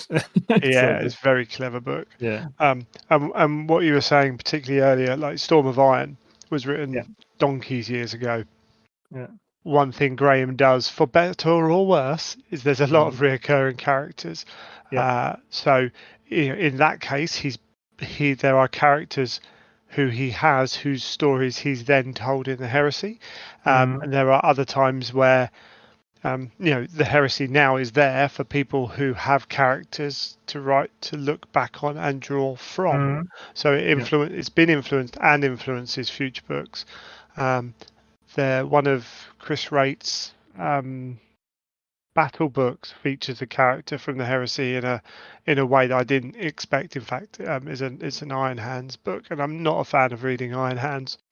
But the end of that book, where a name appeared from an Emperor's Children character, was just like, oh wow, cool, added without, just from having read the Heresy. It wouldn't have mattered if you've never read the Heresy. He's cool. It's this person with this name, but having read the Heresy, there's a bit of more depth within that, because you've got this whole backstory of the character that you know about as well. Yeah, that's very cool. I read, and that might be I think it's okay if it's like a tiny spoiler, but I think I can tell you without making a spoiler. But I read somewhere that a Night Lord, a secondary Night Lord character that I kind of liked, that I very liked in the Heresy, that he later on becomes a demon prince in some novel. Right. He dies somewhere in the Heresy or the Siege, but in some I think some Dark Angels novel in 40k, some I don't know battle book or something, like he reappears as the big bad, and I suppose that would be very cool if you read that and think, hey, that's my guy from the Heresy. I remember you. Yeah, and gives you like what's nice is that sort of something similar happens with that book and the Emperor's Children character. Okay. And without Chris having to write anything, I've now got backstory for that character, and his actions have a different meaning than they would if it was just Jeff, the bad guy that's happened to come along. So. Yeah, I mean, I think the Heresy being such a big thing is kind of a curse and a blessing for the Black Library range at large. Because, for example, if you take the Night Lords trilogy by Aaron Dembski-Bowden, which are fantastic books all on their own, but they really draw on this well of the Heresy, right? They are basically these traumatized survivors of the Heresy, and a lot of the drama of the whole story is always tied with the events of the Heresy. Like, what was it like? What does this mean for the survivors? Have we failed? Have we succeeded?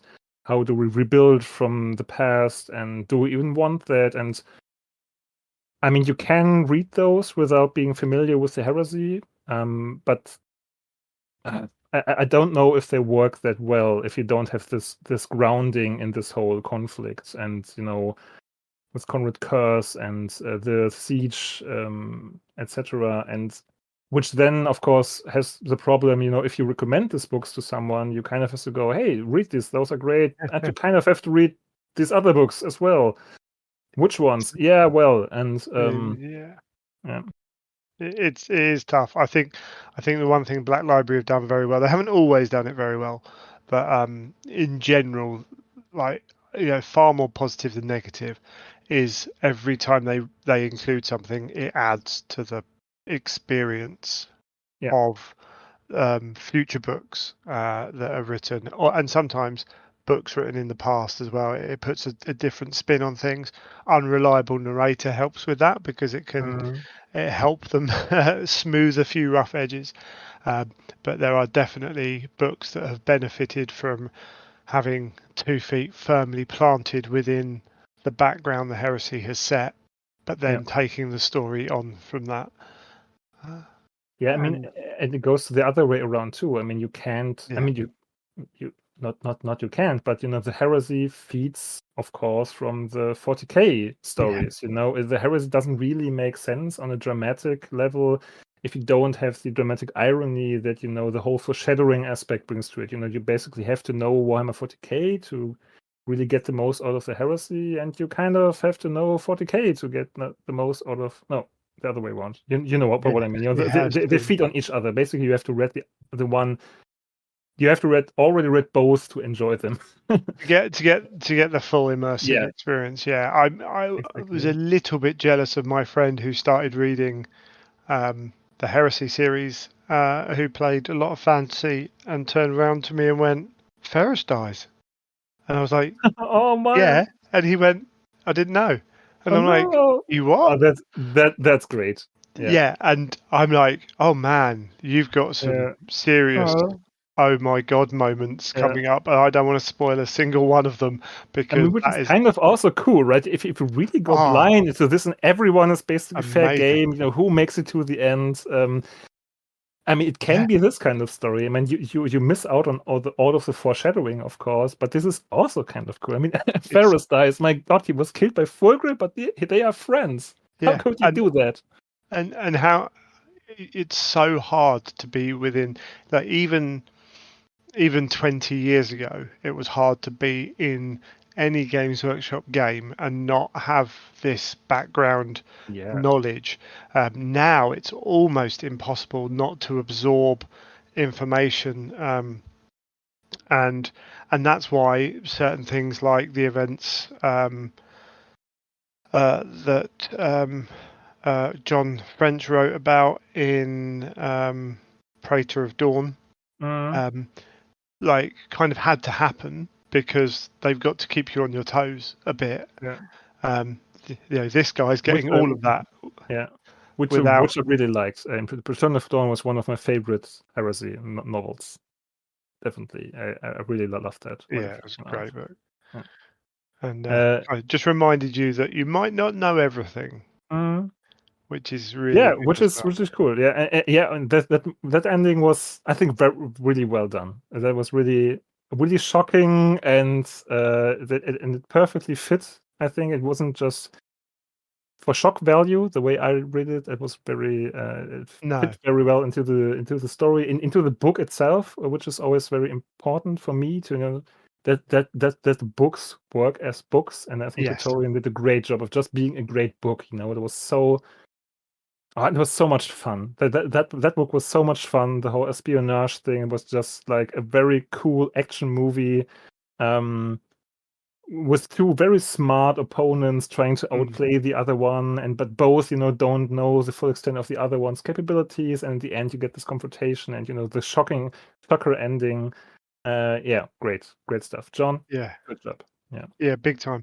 And I think a little bit of the discussion we have now around the last books, there's a lot of talk about what they're going, what's going to happen, and I wonder if that talk would be quite as strong if we hadn't had books like Praetorian Dawn that kind of just knocked you off your balance a little bit, and just said, you think you know what's going on here, and we know what they know for 10 years, 1,000 years in the future, but how much of that is true? That's a good observation. That you have to rock the boat at least a bit, that you're not perfectly sure what's going to happen. Yeah, they kind of changed things in the past, so we'll see. And it also it allows you to not necessarily change anything as well, which it gives you a lot more room, which is very cool. We're going to wrap this up in a minute, but you've got this mammoth project online. You've gone through all these books, and one thing that's notable by its absence, the Primarch novels and the character novels. Is this just, was it too much at the time? Is it something you're considering? Is it? They are not absent. Not really. I have a special section for them. If you scroll past the biggest part of each omnibus page is why this order, and then you come to a section, additions from the Primarchs and Horus Heresy characters, and in which I actually talk about the novels that fit into this omnibus. But you're right, I did make a conscious decision of not including them in the regular reading order. And because my thinking was that, of course, you can fit them in there. They do have a place in the narrative, and some of them, fill kind of important holes, actually. The Petorabo ones, especially noteworthy, I think, because there's this big hole in Petorabo's backstory. And because I remember that they, in the Heresy, at some point allude to, oh, hey, Petorabo did some horrible thing to his homeworld, and this changed him. But we never get to see it until, years later, Guy Haley writes the Primax novel. And then you see, okay, this is what happens on Olympia, and this is why it's important for him. And so it really has a place in the whole narrative and the character development. But my thinking was, why not to include these two? It's just too much. I mean, I don't want to overburden readers. The idea is to look at this, and so readers can say, okay, this seems more manageable. It's still a lot, but I can see myself doing that and going piece by piece. And to add 18 more novels to that, just felt like overblowing the reading orders too much. And then you have to fit them there. Then you have like 4 or 5 novels per omnibus. Maybe you have to split omnibuses up again just to make them, short enough. I thought was too much of a good thing, but I did want to integrate them, and I actually talked with I actually talked with Laurie Golding while writing the project for feedback, and he was kind enough to look over it and give some feedback, which was extremely cool, to talk to one of the heads behind the series and actually have him go over it and say, hey, first of all, to say it's a cool project, and I would have this or that advice, which was great. Thanks, Laurie, for taking the time to do so. Yeah, and he mentioned the Primarch stuff and said basically, hey, a lot of thought went into these, and they actually do fit into the narrative. They are not just extra stories. And this is why I wrote this extra section to have a place for them. So in this section, I always just talk a bit about the novels that fit into the omnibus and where they might fit, but they are separated a bit to not overblow the reading order, the reading lists basically. So you can find all the information of where to read them and when to read them, and also about the characters' novels too. No, but not in the main storyline. But it's because I think you can read the whole Heresy story and leave them to the side for now, and most of them are expansions of the series. I think they are spotlight on some Primarch, and if you're interested in the Primarch, that's very cool, but few of them cover really important events, which is a good thing. I think. A lot of them go into the character of the Primarch rather than detailing specific events per se. There were 1 or 2 notable exceptions, but it's a lot of books. So obviously I'm asking some of these questions so you can answer them. There's quite an extensive FAQ page with lots of different answers. If anyone's interested to go and look at those kind of things as well. I think the project in itself is like something you should be extremely proud of. It looks amazing, and it's definitely somewhere where I would, if someone came up to me and said, I like X, I don't want to read 54 books plus 8 books plus other novellas, but I do want to read up about some heresy stuff. Cool, I know you're into the Thousand Suns. Brilliant. Here's a little, go and check out this. I think it's absolutely brilliant for that. Thank you very much for saying so, because that's basically all I asked for when doing this. But that was people would find it useful when it's really done, and that even super fans that really know this thing maybe even better than me say, okay, hey, this is very cool, and I would recommend that. This is the greatest, the kindest thing you can say at that point. I don't get people on the show just for the sake of it. I say I was made aware of it. I think the first kind of aspect of it I saw was the artwork and led me onto it, and I was like, oh, okay, this is interesting. See how that goes, kind of thing. But I think it's one of those crazy projects that's I don't know how you feel about it now it's done and it's sitting there, and do you ever look back at it and think, oh my god, that was a lot of work? Yeah, it was. It's kind of insane because it's kind of banal, right? As I said, it doesn't cure cancer or anything, but it was fun. Of course it was work, but it was just fun. It was a way to do this hobby. Instead of reading books or painting miniatures for time, I was just writing these articles and throwing together the website. I got together with 2 wonderful people, which was very cool and very rewarding. It was just a very rewarding process and just a fun hobby for a time. And now it's done, and I can be proud of it. I hope people keep discovering it. I have realized about myself that I don't like doing social media promo so much. I started an Instagram account, and It started, to throw some stories in there, but I can't really keep up with it. And I mean, and I have to say, it's not like I generate new content all the time. I mean, this website is as it is, and you can do only post so many pictures of Pixar Marines. Yeah, but Yeah. it's there. I like that people keep discovering it and really like it, and yeah, I'm happy that it's Yeah, no, I think you should be, I say, very proud of it. And you're right, it's a way of engaging with the hobby. These things can be fun. I do podcasting, run events, like people run lots of different events.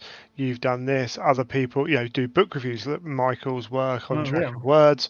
There are so many ways to be involved in the community and to give something to the community as well, which can be fun and rewarding just to do that. Even if you weren't on here chatting to me, like you'd still be sitting there proud of what you've done, that kind of thing. And hopefully as well, like, I would love for someone to say, oh, I've got an idea, and run off and do something, because the more stuff we have, the better at the end of the day, because everyone will find their little niche, their thing that they like.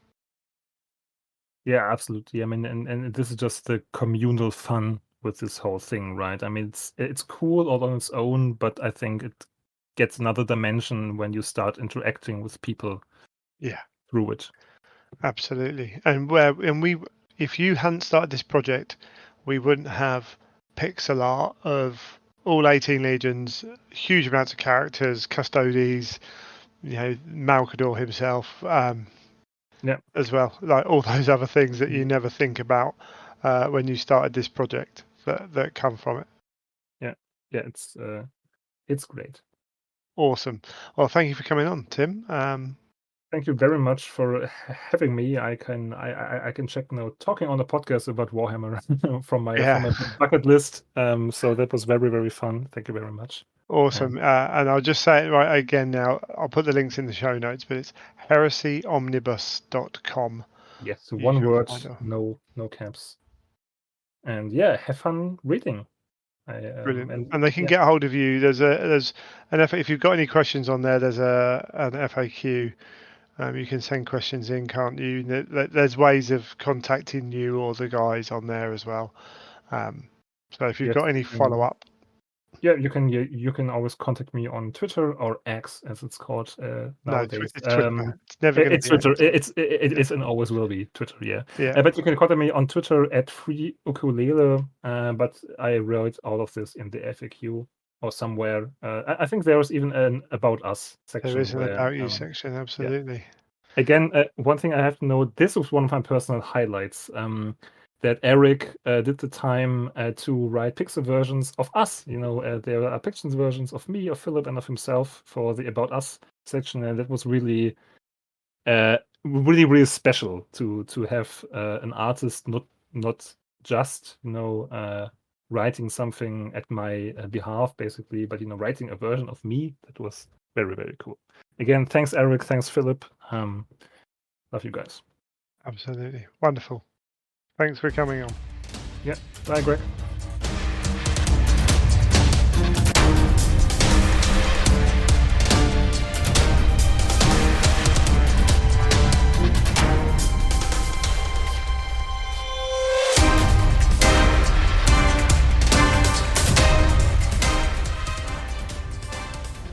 Thank you for listening to another episode of The Imperial Truth. Hopefully you enjoyed it. If you have feedback, then please email Greg at theimperialtruth.com. That's the best way of doing it. We also have the Facebook page. We have the Twitters. We have Instagram at Child of Fang, Imperial_Truth on Twitter, at Child of Fang on Instagram. There is a link tree on my Instagram. I need to put that link tree link into the show notes. I will endeavour to do that, and onto the Facebook page as well, as a quick reference to get to everything. I've got some work to do in various places, including finding a new windshield for this microphone. So if this end sounds even worse than normal, that's because I think I've thrown it away. I think it's got caught up with something and been thrown away. So all good as usual. Top quality podcasting. I know you'll agree. But hey, it's all fun. Hopefully, we're going to continue on with mixing things up a bit. We're going to go back and look at the Daemons game and rules and everything else that goes with that. If you had ideas, please let us know. And requests, we're going to do a listeners' questions episode at some point as well. So if you want to start sending in questions to that, best place would be to email. And that's greg@theimperialtruth.com once more. But yeah, more of the same next time, I think, which might be a little sooner than you think. Apologies for this one being a little bit late. Life got in the way, as usual. Mainly baby, but there we go. That's what it is. But I think we can leave it there on this one. Keep it really short and sweet. So, until next time, you have been listening to The Imperial Truth.